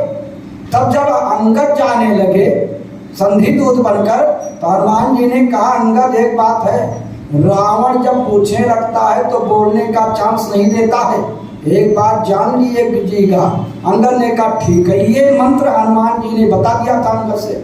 अब अंगद जैसे पहुंचे रावण के दरबार में, और जैसे अंगद ने अपनी विद्वता प्रश्न को शुरू किया कि कहा तस् कंठ कौन तय बंदर, अंगद ने मुंह पकड़ लिया, उत्तर देने लगे कि मैं रघुवीर दूत दस कंधर, मम जन कई दौर हो मिताई, और तव हित कारण आयो भाई, उत्तम कुल पुलस्ति करनाते, और शिव विरंच पूजो बहु भाते, और बर पायो की सब काजा, अली जीत्यो लोकपाल सब राजा। उत्तर में रावण ने कहा ये तो बहुत बड़ा, उनको बोलने ही नहीं दिया। जब हनुमान जी लगातार 5 प्रश्न करते गए, तब भगवान राम हनुमान जी के पहले और दूसरे प्रश्न का उत्तर दिया। नर रूप में है ना, जो हनुमान जी ने कहा कि को तुम श्यामल गौर शरीरा, और क्षत्रिय रूप फिरो बन वीरा, और कठिन भूमि कोमल पदगामी, और कवन हेतु बन विचरहु स्वामी। तो भगवान राम कह रहे हैं कि कौशलेश दशरथ के जा हम पितु बचन मानि बन आए। साधारण तो आप लोग जानते ही पढ़ते ही हैं, लेकिन भगवान राम ने हनुमान जी को संक्षेप में भगवान राम का जन्म बालकांड में हुआ है, इसलिए बालकांड की सारी कथा को संक्षेप में बता दिया। हम पितु बचन मानि बन आए, भगवान राम को वनवास अयोध्या कांड में हुआ है, ये अयोध्या कांड की सारी बात को संक्षेप में बता दिया। और का नाम राम लक्ष्मण दो भाई, असंग नारी सुकुमारी सिहा सुहाई। मेरा नाम राम है, ये मेरे छोटे भैया लक्ष्मण है, साथ में एक नारी थी। ब्राह्मण देवता ने कहा तो नारी तो नहीं दिखाई पड़ती है, केवल दो ही दिखाई पड़ते हो। तो भगवान राम ने कहा यहाँ हरि निश्चर वैदेही। आप लोग साधारण जानते ही हैं कि सीता जी को रावण हल ले गया है, उसको मैं ढूंढ रहा हूँ, लेकिन एक अर्थ और है। भगवान राम ने कहा यहाँ हरि, हरि माने बंदर होता है, हरि माने शंकर जी भी हैं, जो शंकर जी हनुमान के रूप में आए उनको ढूंढ रहा हूँ। और निश्चर लंकाधीश्वर रावण को ढूंढ रहा हूँ, क्योंकि उसने बताया है, गिरिधराज जटायु ने पीछे सब बता दिया था, और पहले ही सीता को ढूंढ रहा हूँ। यहाँ हरि निश्चर वैदेही, खोजत बेप्र फिरो हम तेहि। गो मैं ढूंढ रहा हूँ। हनुमान जी ने कहा, भगवान राम ने कहा कि आपन चरित कहा मैं गाई, अब कहा बेप्र निज कथा बुझाई। हमारे बारे में तो तुमने पूछ लिया, लेकिन हे ब्राह्मण देवता, अब तुम अपना परिचय दो, तुम कौन हो? बाबा भोलेनाथ यही कथा कैलाश पर्वत पर देवी पार्वती को सुना रहे। बाबा भोलेनाथ पार्वती से कहते हैं कि हनुमान जी प्रभु को पहचान गए। प्रभु पहचान परऊ कही चरना, असो सुख ओमा जाई नहीं भरना। कौन सा सुख? बाबा भोलेनाथ कैलाश पर्वत पर कथा सुनाते हुए कहे उमा, उस सुख का वर्णन नहीं किया जा सकता है। कौन सुख? कि जही सुख लागे पुरारी, अशुभ बेश कृत शिव सुखद, अवधपुरी नर नार, तही सुख मा संतत मगन, असोई सुख लवलेश। यानी बाबा भोलेनाथ उसी सुख में हो गए कि जब मैं ब्राह्मण बन करके और जब प्रभु के बाल रूप का दर्शन करने गया था, तो प्रभु बाल रूप में मेरे चरण पर पड़े हुए थे। अब आज मैं विप्र रूप धारण किए हुए हूँ और प्रभु के चरण पर लिपट गए, गिर गए, इसलिए बदला पूरा हो गया, शांति हो गई। बाबा भोलेनाथ कहते हैं कि प्रभु पहचान परऊ गही चरना, असो सुख उमा जाई नहीं वरना। आज हनुमान जी भगवान राम के चरण पर पड़े हुए हैं और भगवान राम खड़े हुए हैं। न हनुमान जी को उठाते हैं, विप्र रूप में हैं, न उनको उठाते हैं, न आशीर्वाद देते हैं। पार्वती ने भोले बाबा से हाथ जोड़कर निवेदन किया कि बोली गिरिजा बचन बिचारी, अब नाथ सुनो या कभी नहीं हमारी। का क्या? का प्रभु के परम भक्त हनुमाना, और यह इतिहास सकल जग जाना, कि हनुमान सम नहीं बड़ भागी, और नहीं को राम चरण अनुरागी। आज ही हनुमान जी भगवान राम के चरण पर गिरे हुए पड़े हुए हैं कि हनुमत चरण कहे यकुलाई, अठाड़े रहे नाथ रघुराई। तो काय अपराध की न हनुमाना, जो कि नाही उठायो कृपा निधाना। आखिर में हनुमान जी से कौन सा ऐसा अपराध हुआ जिसके कारण आज हनुमान जी भगवान के चरण पर भिड़े हुए हैं और भगवान राम ने अपने अनन्य भक्त हनुमान आदमी को नहीं उठाया, जबकि 9 लोगों को उठाया है, आगे उठाया है, लेकिन यहाँ नहीं उठाया। आज पार्वती ने कहा हनुमान विभीषण से भी गिर गए। जब विभीषण भगवान राम से मिलने के लिए आया और विभीषण अपना परिचय देता है, विभीषण कहता है कि बारू भाला तात नरक करिता का नरक हो जाए, लेकिन दुष्ट का साथ विधाता जीवन में कभी भी न दे। कैसे दुष्ट का साथ? और विभीषण कहता है मैंने हनुमान जी के द्वारा कानों से सुना था, लेकिन आज मैं सामने प्रत्यक्ष देख रहा हूं। और विभीषण कहते हैं कि बारू भल बास नरक करिता अदुष्ट संग जन दे विधाता। नरक दे दे ठीक, लेकिन दुष्ट का साथ विधाता जीवन में कभी न दे। दुष्ट परेशान ही करता है। कैसे?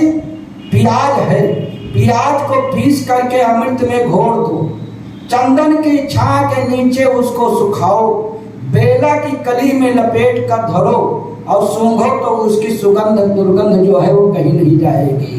कि 12,000 प्याज की गांठ सुधार सी घोरी सो घोरी मंगाई, और केसरी के पुट भी समदय पूरी चंदन छाह में जाई सुखाई। और बेल कली में लपेटी धरो और तो सूंघो तो पास वही फिर आई। और तई से नीच कुसंगति के संग अनाहित जय निज मति चतुराई।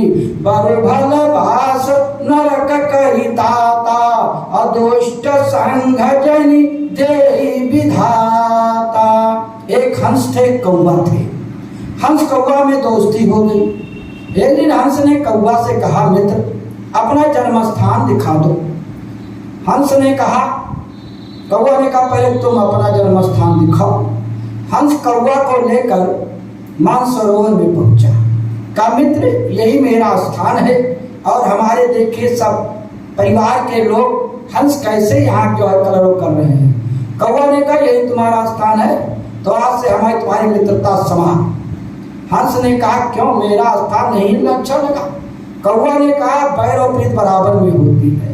हमको जल से सख्त नफरत है और तुम जल में रहते हो, हम आसमान में उड़ने वाले, कैसे मित्रता निभेगी? इसलिए आज से हमारी तुम्हारी मित्रता समाप्त हुई। तो हंस ने कहा कि हे मित्र एक बार अपना जन्म स्थान दिखा दो। कौवा का अपना जन्म स्थान पता ही नहीं, उसके तो कोयली से की है। कौवा कोयली एक समान होते हैं, ना जाने किस पेड़ पर क्या हुआ, उनको जन्म स्थान क्या पता। अब कौवा ने मारा भौंका, हमारा जन्म स्थान ऐसे थोड़ो है तुम्हारे जैसे। कहा चलो दिखाओ। हंस और कौवा चल देते हैं।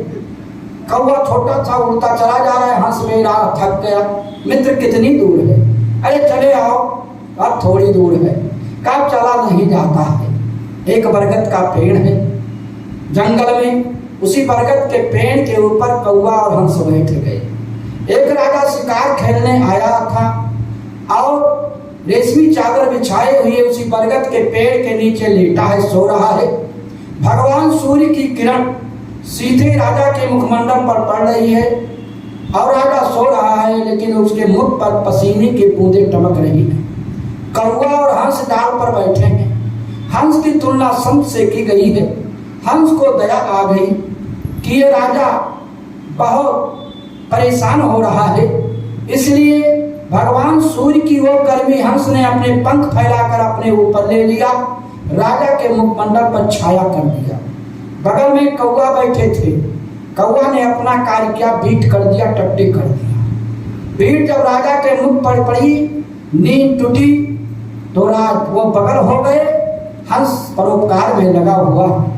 राजा ने कहा मंत्री मेरा धनुष बांध दीजिए, इसी दुष्ट ने मेरी निद्रा को भंग किया है। धनुष पर बाण चढ़ाया, चला दिया, लगा हंस के। हंस नीचे गिरा और कहता है कि ना हम का को तो राजन, अरे राजन और करे अपराध को और पाओ भल को। हमने परोपकार किया, परोपकार का फल ये हुआ कि तुमने मेरी जीवन लीला को ले लिया।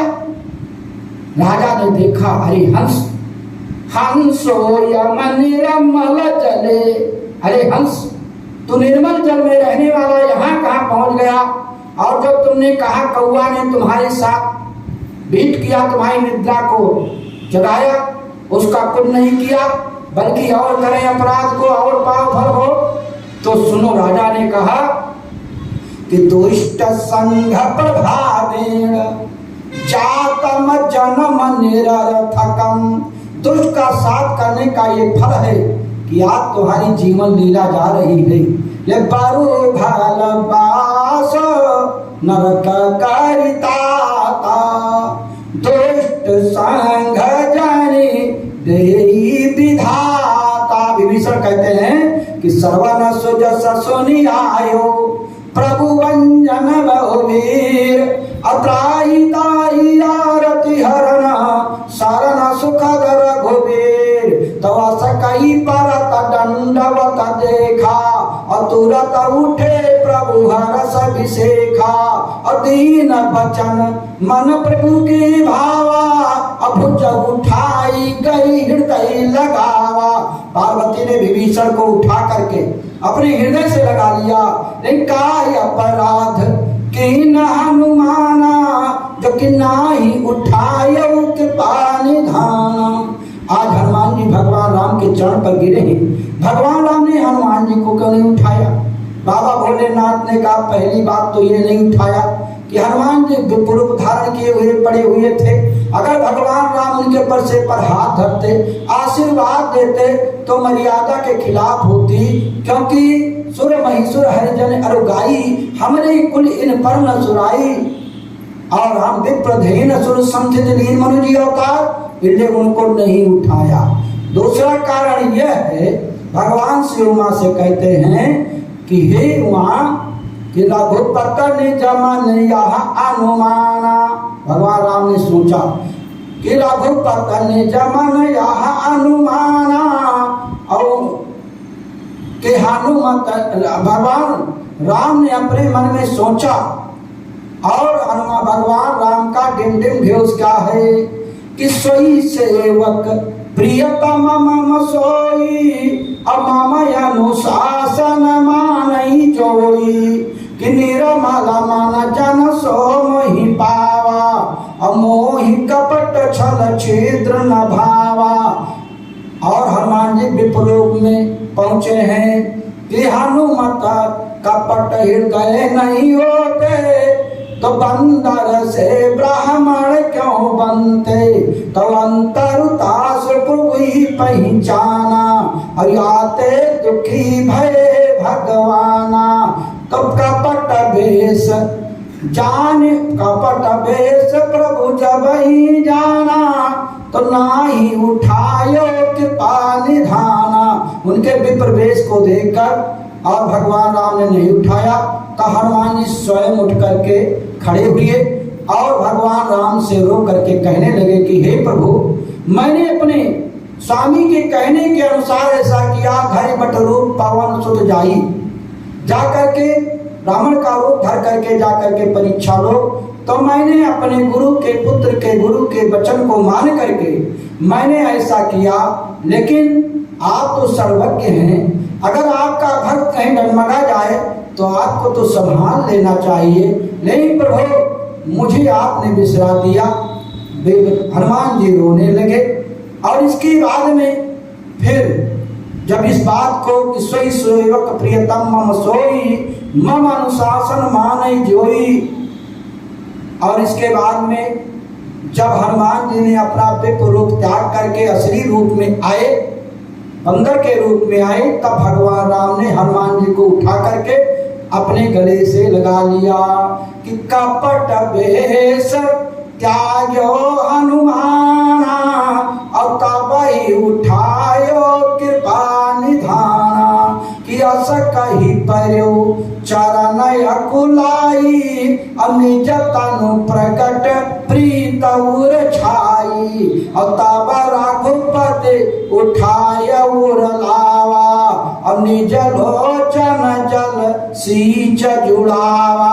भगवान राम ने हनुमान जी को उठाकर अपने गले से लगा लिया और कहा, हनुमान तुम इसके लिए परेशान मत हो, तुम्हारे प्रति मेरे हृदय में इतना स्थान है कि जितना मैं लखन लाल जी को मानता हूँ ना, उससे मैं तुमको 2 गुना मानता हूँ।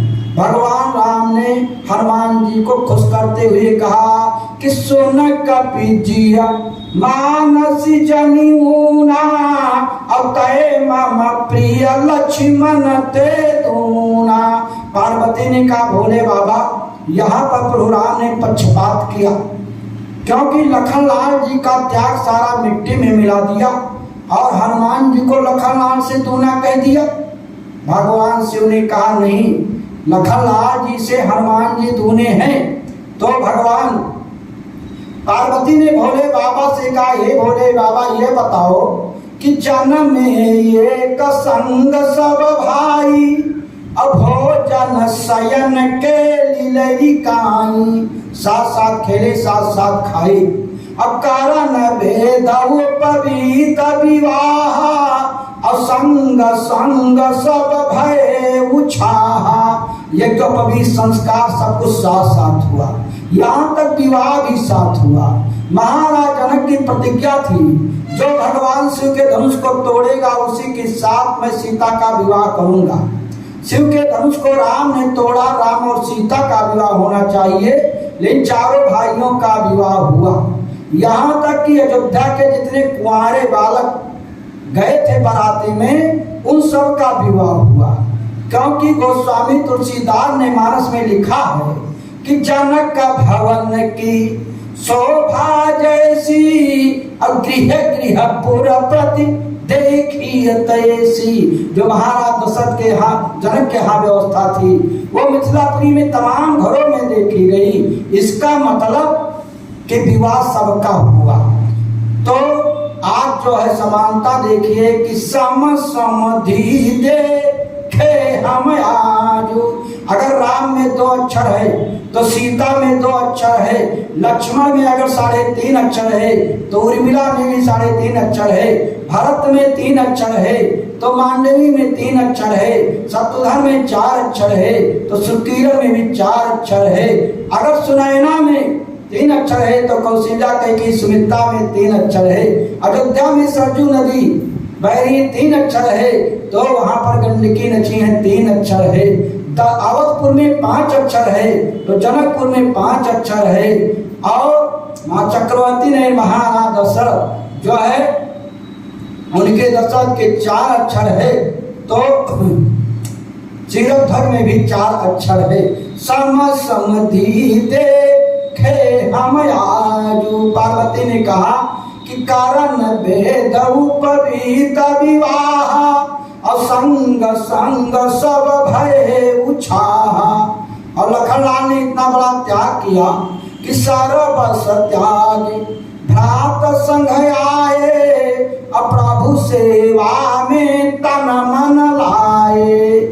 नींद नारी भो जन को त्यागा, राम चरण मन अति अनुरागा। सब कुछ अयोध्या ऐसे राज का त्याग किया, उर्मिला ऐसी नारी का त्याग किया, सुमित्रा ऐसी माता का त्याग किया, भरत शत्रुघ्न ऐसे भाई का त्याग किया, दशरथ पिता का त्याग किया। आज भगवान राम ने लक्ष्मण का सारा त्याग मिट्टी में मिला दिया। हनुमान जी आए, कुल लोग आ दिए, बस उनको दूना कह दिया। मेरे समझ में तो हनुमान जी दूना नहीं है। पार्वती जी कहते हैं कि नींद नारी भोजन को त्यागा, और राम चरण में मन अनुरागा। ये तो लखनलाल जी का त्याग है।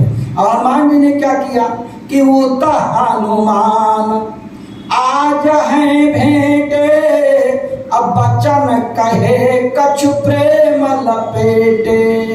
तो कहाँ लखन जीवन के संगी। कहा कि लक्ष्मण जो है जीवन के साथी हैं, इधर हनुमान जी आज मिले हैं, रोग आ दिए, बस सारा त्याग मिट्टी में मिल गया। तो कारण कौन ती नहीं कहो ऊना, जो कि तय मम प्रिय लक्ष्मण ते दूना। भगवान से उमा से कहते हैं कि हे उमा, मैं प्रमाण दूंगा अगर प्रभु राम ने लक्ष्मण से हनुमान जी को दूना बताया है तो दूना है। पार्वती ने कहा कैसे? तो बाबा भोलेनाथ कहते हैं कि भगवान राम लक्ष्मण सीता के सहित पंचवटी में गोदावरी के तट पर रह रहे हैं। रावण के कहने के अनुसार रावण का मामा मारी जो है स्वर्ण मृग बन करके सीता की कुटिया के सामने खड़ा हुआ कि स्वर्ण मृग बन जब मारीचा आवा पंचवटी के बीचा तो ताही देख सीता ललचानी और राघव से बोली मृदुबानी।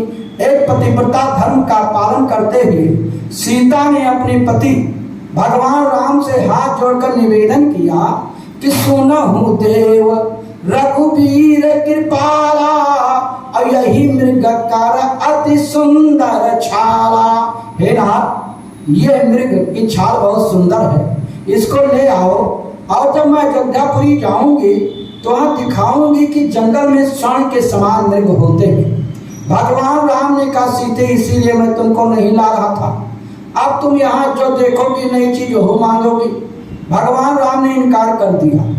तब सीता ने चंडी का रूप धारण करते हुए ललकारती हुई आदिशी शब्दों का प्रयोग करते हुए कहा राम से कि सत्य संध प्रभु पथ करे ही आनहु चरम कहत वही देही। सीता ने कहा अगर आप सत्य संध हैं, रघुकुल के दीपक हैं, तो इस मृग को मार करके इसका मेरा चमड़ा मेरे सामने लाओ। मानस शिक्षा देता है कि नारी को अपने पति को आदेश नहीं देना चाहिए, उपदेश देना चाहिए, शिक्षा देना चाहिए। याद रखो, जो नारी अपने पति को आदेशित शब्दों का प्रयोग करती है नाना प्रकार का कष्ट उठाती है, और जो नारी अपने पति को उपदेश देती है वो नाना प्रकार का सुख होता है। वहीं पर स्वर्ग है जहाँ पर नारी उपदेश देती है, और वहीं नरक है जहाँ नारी आदेश देती है। सीता ने प्रभु राम को आदेशित शब्दों का प्रयोग किया, नाना प्रकार का कष्ट उठाना पड़ा। और किसने आदेश दिया अपने पति को? चक्रवर्ती ने महाराज दशरथ की धर्म पत्नी महारानी कैकेयी ने महाराज दशरथ से कहा, राजन होत प्रात मुनि भेष धरि जौन राम बन जाय तो मोर मरन राउर यजस नृप समझौ मन माहि। क्या होने वाला था क्या हो गया। उपदेश किसने दिया, शिक्षा दिया किसने? गोस्वामी तुलसीदास जी की धर्म पत्नी रत्नावली, जिन्हें पंडित राम बोला को गोस्वामी तुलसीदास बना दिया। ये जो है देवियों की देन है। तीन सजावत देश का संत सती अवसोर, तीन लजावत देश का कपटी कायर कोर। तुलसीदास जी के बारे में आप लोग जानते हैं, मूल नक्षत्र में पैदा हुए।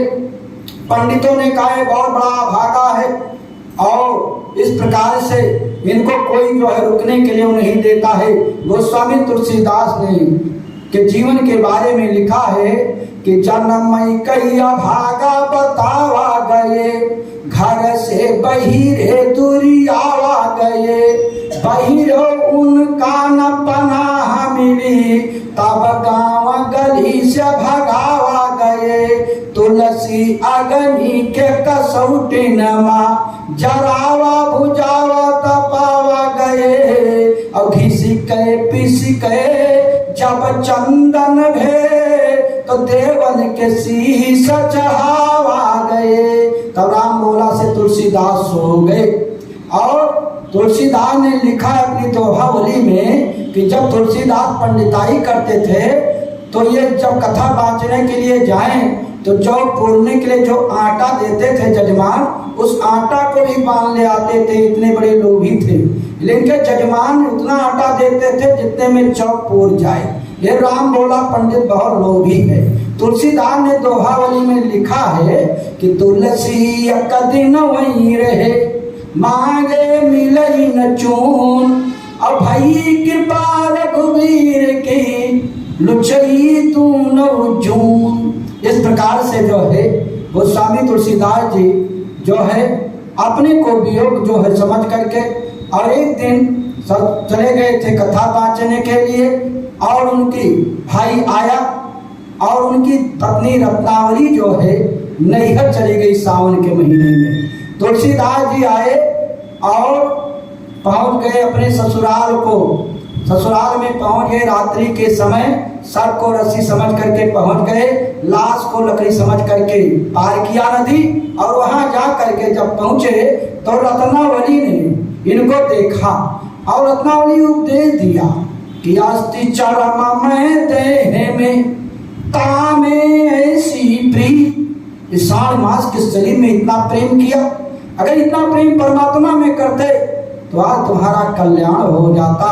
कि जब सही बात वियोग व्यथा तुलसी ससुरारी का कबहू न जाते, और जब तुलसी ससुरारी न जाते तो रत्नावली फटकार न पाते, और रत्नावली फटकार न पाते, और तो तुलसी हरिद्वार न जाते, और जब तुलसी हरिद्वार न जाते तो राम कथा का गाई न पाते, और राम कथा जो गाई न पाते तो तुलसी भव पार न पाते। तो भव सागर चाह पार ज पावा, और राम कथा का दृढ़ नावा। तुलसीदास जी को जब रत्नावली ने इस प्रकार से कहा तो तुलसीदास जी चल दिए रोते हुए।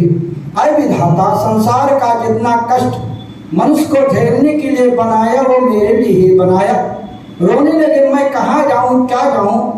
और अपनी बात को याद करके तुलसीदास जी के आंखों से आंसुओं की धारा चलने लगी कि माई सिधारी गई स्वर्ग कि रत्नावली के दुई अक्षर माँ तुलसी गुरु मंत्र पाई गए, अपना भव सागर पार हुए, और का सीढ़ी लगाई गए।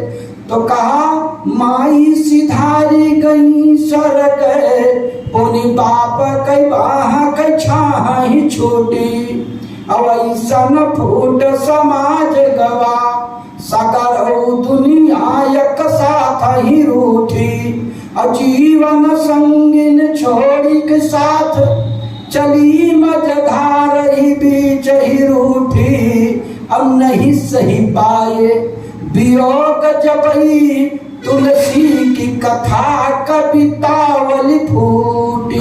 रत्नावली के वियोग में तुलसीदास ने कवितावली की रचना किया और वहां से आकर के परमात्मा के शरण में चले गए। पंडित राम भोला से तुलसीदास हो गए। ये किसकी देन है? रत्नावली ने उनको उपदेश दिया, शिक्षा दिया, सद्मार्ग पर चलने की प्रेरणा दिया। और किसने? अपने पति को उपदेश दिया। लखनलाल की धर्म पत्नी उर्मिला ने अपने पति को उपदेश दिया। जब भगवान राम बन जाने के लिए तैयार हुए तो भगवान लक्ष्मण भी आए, तो भगवान राम ने कहा जाओ अपनी धर्म पत्नी उर्मिला से विदा हो करके आओ, तब हम तुमको लेकर के चलेंगे। लखनलाल जी उर्मिला के पास जाते हैं। उर्मिला सोने के थाल में आरती सजा करके लाती है और लखनलाल जी की आरती उतारती है। लखनलाल जी कहते हैं कि उर्मिला उर्मिला विदा करो, दिन है उत्साह मनाने का, अब माता ने आज्ञा दे दी है, कर चुका हूँ पण जवन जाने का। तो उर्मिला एक कदम बढ़ करके क्या कहती है कि जब तुमने संकल्प कर लिया अपने मन में, तो हे प्राणेश्वर प्रस्थान करो, रघुराई जी की सेवा में, भाई का जीवन सार्थक है, भाई भाभी की सेवा में। लक्ष्मण जी हैं। लक्ष्मण ने कहा एक जबान तो ऊपर से इसको कह देना चाहिए, लेकिन ये तो बिल्कुल भगाने पर बैठी हुई थी। फिर लखनलाल जी सोच विचार में पड़ गए। तो उर्मिला फिर कहती है कि मैं खुश होती हूँ तुम्हें देख, पोशाक सफर की पहने हो, बन जाने को हो तैयार, तो यहाँ किस लिए ठहरे हो। अगर पुत्र, स्त्री, परिवार के लोग अगर विमुख हैं तो समझ लीजिए भगवान की कृपा हो रही है, भगवान अपनी तरफ तुमको बुला रहे हैं, क्योंकि यह माया वैसे नहीं छूटती है। आज उर्मिला जब इस प्रकार से कहा, पतिव्रता धर्म से हट करके बोली, तब लखनलाल जी सोच विचार में पड़ गए। तो उर्मिला कहती है, नाथ, जो शब्द मैंने आपके प्रति कहा है ये पतिव्रता धर्म से हट कर बोली हूँ। एक पतिव्रता नारी को अपने पति को ऐसे शब्दों का प्रयोग नहीं करना चाहिए, लेकिन मैं जानती हूँ कि यदि मुझे साथ ले जाओगे कर्तव्य में बाधा आवेगी, हो गया मोह यदि प्रबल मेरा तो सब सेवा छूट जाएगी। इसलिए जो मेघनाथ ने निकुंभला, जो हमारे मौसा हैं मेघनाथ जी, उन्होंने निकुंभला देवी की यज्ञ करके वरदान प्राप्त किया है, जो 14 वर्ष तक नींद नाल भोजन का त्याग करेगा वही मेरा वध कर सकता है। तो बाबा भोलेनाथ पार्वती से कहते हैं कि नारी को अपने पति को उपदेश देना चाहिए, आदेश नहीं देना चाहिए। सीता ने भगवान राम को आदेश शब्दों का जब प्रयोग किया, यद्यप प्रभु सब जान रहे हैं, भगवान राम धनुर्बाण लेकर के उठे और लक्ष्मण को समझाया कि प्रभु जी चले धनुष सरलीन है और लक्ष्मण को शिक्षाई मदीन है। लक्ष्मण से कहा कि सीता के करऊ रखवारी और बुद्ध विवेक बल समय बिचारी।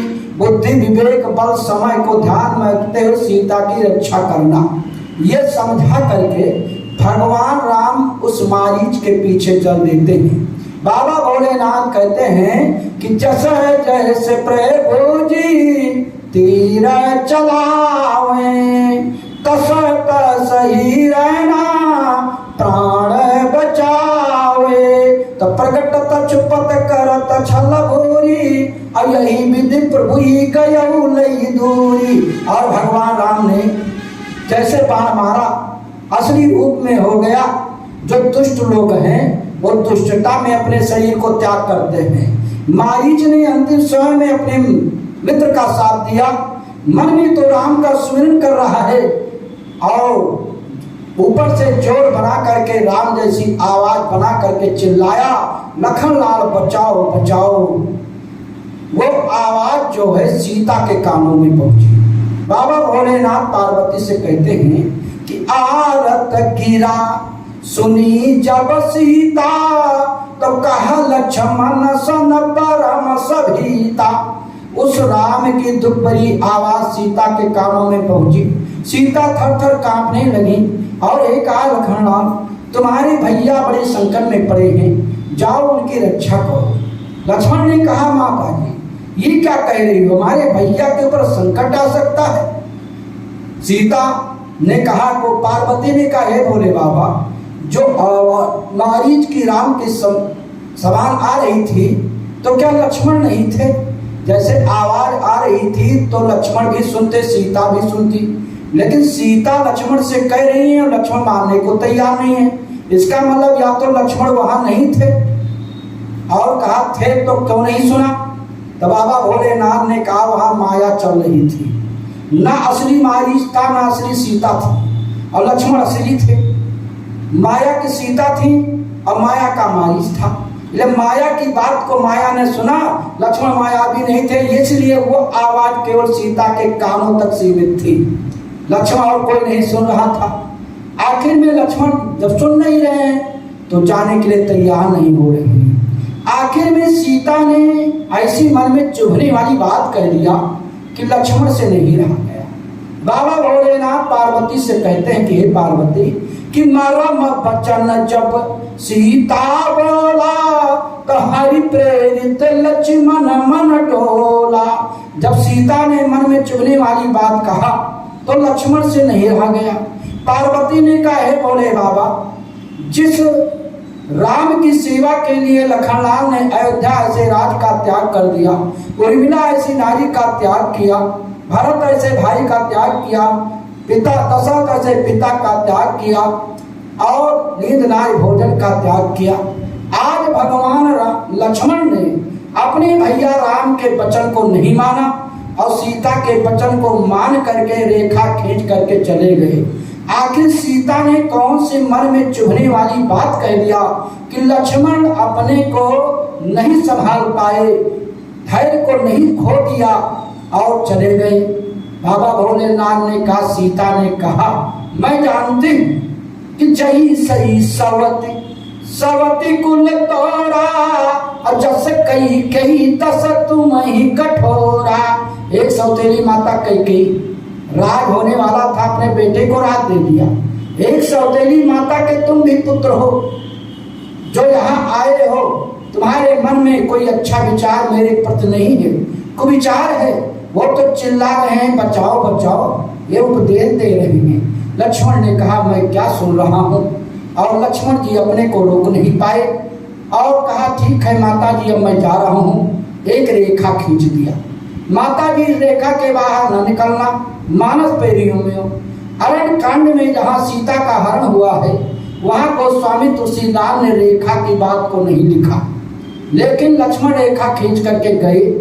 और मैं भी कह रहा हूँ, ये बात जो है लंका कांड में जो है मंदोदरी रावण को समझा रही है कि रामानुज लघु रेख खचाई अवस्था नहीं नाघ्यो तो मनुसाई। तो लक्ष्मण रेखा खींच करके चल दिए। बाबा भोलेनाथ पार्वती से कहते हैं कि प्रभु ठेंगला खाना कवन उतकीन्हा रावण सीतई हरलीन्हा। अब उधर लक्ष्मण गए, इधर रावण आ गया। रावण आ गया तो रावण साधु का वेश बनाया, क्योंकि जंगल नहीं होते, मोर कहाँ रहते, साधु नहीं होते, चोर कहाँ रहते, ये वेश सब में अपने को छिपा लेता है। इसलिए रावण ने सन्यासी का रूप बनाया और सीता के सामने जा करके भिक्षा मांगने लगा। सीता कुटिया के अंदर बैठी हुई दुख में बैठी है और रावण भिक्षाम दे कहा, सीता नहीं निकली। तब रावण ने कहा, जो रेखा है, रेखा को उसने क्रॉस किया, इसको हम क्रॉस करके नजदीक जाए कुटिया के, वहां आवाज लगावें तो शायद यहाँ से दूरी पड़ती है। लेकिन जब रेखा के पास गया तो रेखा जलने लगी। क्यों? असली की रेखा है, लक्ष्मण असली है, मायावी नहीं है। और रावण भी माया का वेश बनाए है, साधु का वेश, नकली वेश बनाए है। इसलिए असली को नकली कभी नहीं प्राप्त कर सकता है, लेकिन रावण उसको नहीं पार कर पा रहा है, जलने लगा। तब रावण जाकर के बैठ गया। कहा कि रावण ने सोचा कि कैसे इनको बाहर निकले, जब बाहर निकले तभी तो कुछ बात हो, क्योंकि रेखा के अंदर तो मैं जा नहीं सकता। तो रावण बहुत बड़ा विद्वान, रावण की परीक्षा में सीता जी आ गई थी। किसी नई चीज से ज्यादा आकर्षित होते हैं। मारीच सोने का मृग बन करके गया, अपने पति को भेज दिया। इसलिए रावण ने सोचा कौन सा बाजा बजाऊं, जिस बाजा की धुन को सुन करके ये बाहर निकले, नया बाजा कौन सा बजाऊं। रावण ने विचार किया, मिथिलापुरी में रहने वाली मिथिलेश नंदिनी विश्व का कोई ऐसा बाजा गाजा जो महाराज मिथिलापति के दरबार में न बजा हो और सीता ने न सुना हो। फिर अयोध्यापुरी में आई तो वहां पे विश्व का कोई ऐसा बाजा गाजा जो सीता ने न सुना हो। इसलिए रावण ने उसी जगह पर एक नए बाजा का आविष्कार किया, सारंगी का आविष्कार किया। और सारंगी को लगा रेतने, सारंगी की आवाज जैसे सीता ने सुना, अरे ऐसा बाजा ना मैं मिथिलापुरी में सुना, ना अयोध्यापुरी में सुना, ये नया बाजा कौन बजा रहा है। बाजे की धुन को सुनकर सीता बाहर आई, देखा एक बाबा भिक्षा मांग रहे हैं। गृहस्थ आश्रम का पालन करते हुए सीता की कंदमूल फल लेकर के आई, लो बाबा भिक्षा ले लो। रावण ने कहा, ये देवी मैं बहुत थक गया, चला नहीं जाता है, ये तुम यही भिक्षा ले आओ। सीता जी ने कहा, नहीं बाबा आओ यहीं पर भिक्षा ले लो, मैं वहां नहीं आऊंगी। रावण ने कहा, ठीक है, आओ या ना आओ कोई बात नहीं, हमारे सन्यासियों के लिए तुम्हारा ही घर थोड़ा है कुटिया, अभी किसी दूसरे गृहस्थ के यहाँ जाकर के भिक्षा मांगेंगे। लेकिन याद रखो देवी, एक संत अगर तुम्हारे द्वार से विमुख होकर के चला जाएगा तो तुम्हारे पति जो मरणासन अवस्था में पड़े हुए करा रहे हैं, तुमने अभी अपने देवर को भेजा है, वो अच्छा नहीं होगा। सीता ने कहा, अरे ये तो बाबा बहुत पहुंचे हुए हैं, सही बात है। अपने पति की हित की कामना को याद में रखते हुए सीता जी रेखा के बाहर आ गईं, और जैसे आई वैसे रावण ने सीता को पकड़ करके पुष्पमान पर बैठाना चाहा। रावण ने साधु का वेश धर करके भिक्षा मांगा, लेकिन जब सीता का हरण करना हुआ तब उसने साधु का वेश उतार दिया, असली रावण हो गया। तब रावण निज रूप दिखावा। अब सीता भागने लगे, लेकिन मर्यादा तोड़ चुके थे। और जब रावण ने सीता को पकड़ने का प्रयास किया तो उसी समय उसे याद आ गया, नलकुबर की स्त्री ने श्राप दिया था कि जिस दिन किसी नारी के ऊपर हाथ लगाएगा उसी दिन तेरा मस्तक छिन्न भिन्न हो जाएगा। तो इसलिए रावण ने सीता जहाँ पर खड़ी हैं वहाँ की भूमि सहित उठा करके पुष्प विमान पर बैठा करके सीता को ले जाकर लंकापुरी में पहुँचा दिया। बाबा भोलेनाथ पार्वती से कहते हैं कि प्रागो ढेंगा लखाना गवाना वो तकीन्हा अविता रावण सीता ही हरणीन्हा। इधर रावण ने सीता का हरण किया। बाबा भोलेनाथ पार्वती से कहते हैं कि लक्ष्मण के कारण सीता का हरण हुआ। अगर लक्ष्मण सीता को छोड़कर नहीं जाते तो सीता का हरण नहीं होता। लखन चूकी सीता का खोए जिनके हित हरि बन बन रोए। यहाँ तक वाल्मीकि आश्रम जबई सिया गई बिल पाए तो लक्ष्मण ही छोड़न गए अपने रथ बैठाए। तो बाबा भोलेनाथ ने कहा, हे पार्वती, लक्ष्मण ने क्या किया कि राम से सीता को अलग किया। हनुमान जी ने क्या किया कि वो हनुमान लंका को धाये अब प्रभु का प्रेम संदेशा लाए। लंका गए, माता का संदेशा ला करके चूड़ामणि लाकर राम की मुद्री लेकर सीता को दिया और सीता का चूड़ामणि लाकर वो राम के सामने रखा। तो उता हनुमान लंका को धाये अब प्रभु का प्रेम संदेशा लाए। और रावण पद भयो सिय ही मिलावा अब पावन सुजस तिहु पुर छावा। तो लक्ष्मण खोए लेकिन कपि सुधि लाए याते दूनी पदवी पाए। सफल कर्म के सफल नमूना लगता है मामा प्रिय लक्ष्मण ते दूना।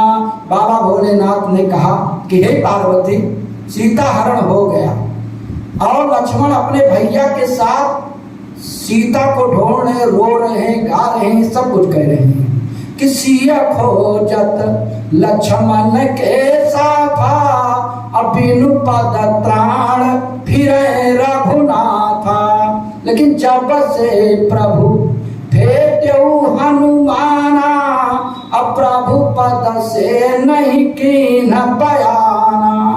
क्योंकि प्रथम दरस करके कपिराई और लिए दो वजन पीठ चढ़ाई। भगवान राम लक्ष्मण को हनुमान जी अपने कंधे पर बैठा करके सुग्रीव के पास लेकर गए, पैदल नहीं चलने दिया। बाबा भोलेनाथ ने कहा, हे पार्वती, लखन लाल रहे केवल संगी। लक्ष्मण साथ साथ रहे, रोए गाए ढुढ़ाए, सारा कार्य किया, लेकिन कहीं नहीं कहा कि हे भैया थक गए हो, आओ मेरे कंधे पर बैठ लो। अगर संसार की दृष्टि से देखा जाए नल लीला में, तो बड़ा भाई को छोटा भाई कंधे पर बैठा सकता है, कोई मर्यादा खिलाफ नहीं है। अगर क्षीर सागर की बात छोड़ा जाए तो लक्ष्मण शेषा अवतार हैं, और प्रभु शेष पर शयन करते हैं। लेकिन लखनलाल ने नहीं कहा भैया थक गए हो, आओ मेरे कंधे पर बैठ लो। लेकिन हनुमान जी पैदल दोनों को नहीं चलने दिया। लखनलाल रहे केवल संगी, लेकिन वाहन बने वीर बजरंगी। ये प्रबल प्रेम के प्रबल नमूना, ये तय मम प्रिय लक्ष्मण ते दूना। और सीता ने लक्ष्मण को एक बार वरदान दिया, आशीर्वाद दिया है कि लक्ष्मण हो धर्म कहने की, अपावक प्रगट करो तुम बेगी। लेकिन हनुमान जी को दो आशीर्वाद दिया है। क्या? आजा अमर गुण निदसुत हो, अकरऊ बहुत रघुनायक छो।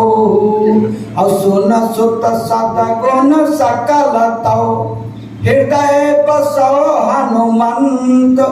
असान कूल कौशलपति, रहो समेत अनंत। तो बाबा भोलानाथ ने कहा कि एक का दुक्का होता है दूना, तय मम प्रिय लक्ष्मण ते दूना। आइए दो बार प्रभु का नाम लिया जाए, तत्पश्चात वाणी को विराम। बोलो श्री राम जय राम जय जय राम। बोलो श्री राम जय राम जय जय राम। बोलो श्री राम जय राम जय जय राम। बोलो श्री राम जय राम जय जय राम। एक बार बोलो सच्चिदानंद भगवान की, काशी विश्वनाथ भगवान की, आद्या ब्राह्मा भगवती की, वीर बजरंग बली की, शारदीय नवरात्र की, आज के आनंद की, सद्गुरुदेव भगवान की जय। आरती सद्गुरुदेव नमामि, आरग्राम प्रभु अंतर्यामी। आगुनय पार अलखय विनाशी, अचल विमल प्रभु सब उर्वासी। निर्गुण निर्विकार सुख राशि, एक रूप लेखय नामी। आरती सद्गुरुदेव नमामि, आरग्राम प्रभु अंतर्यामी। महिमा की स्तुति गावे, निरंजन सब बतलावे। शेष सारथ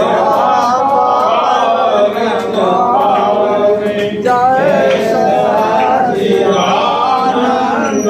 अभिरामी। आरती सद्गुरुदेव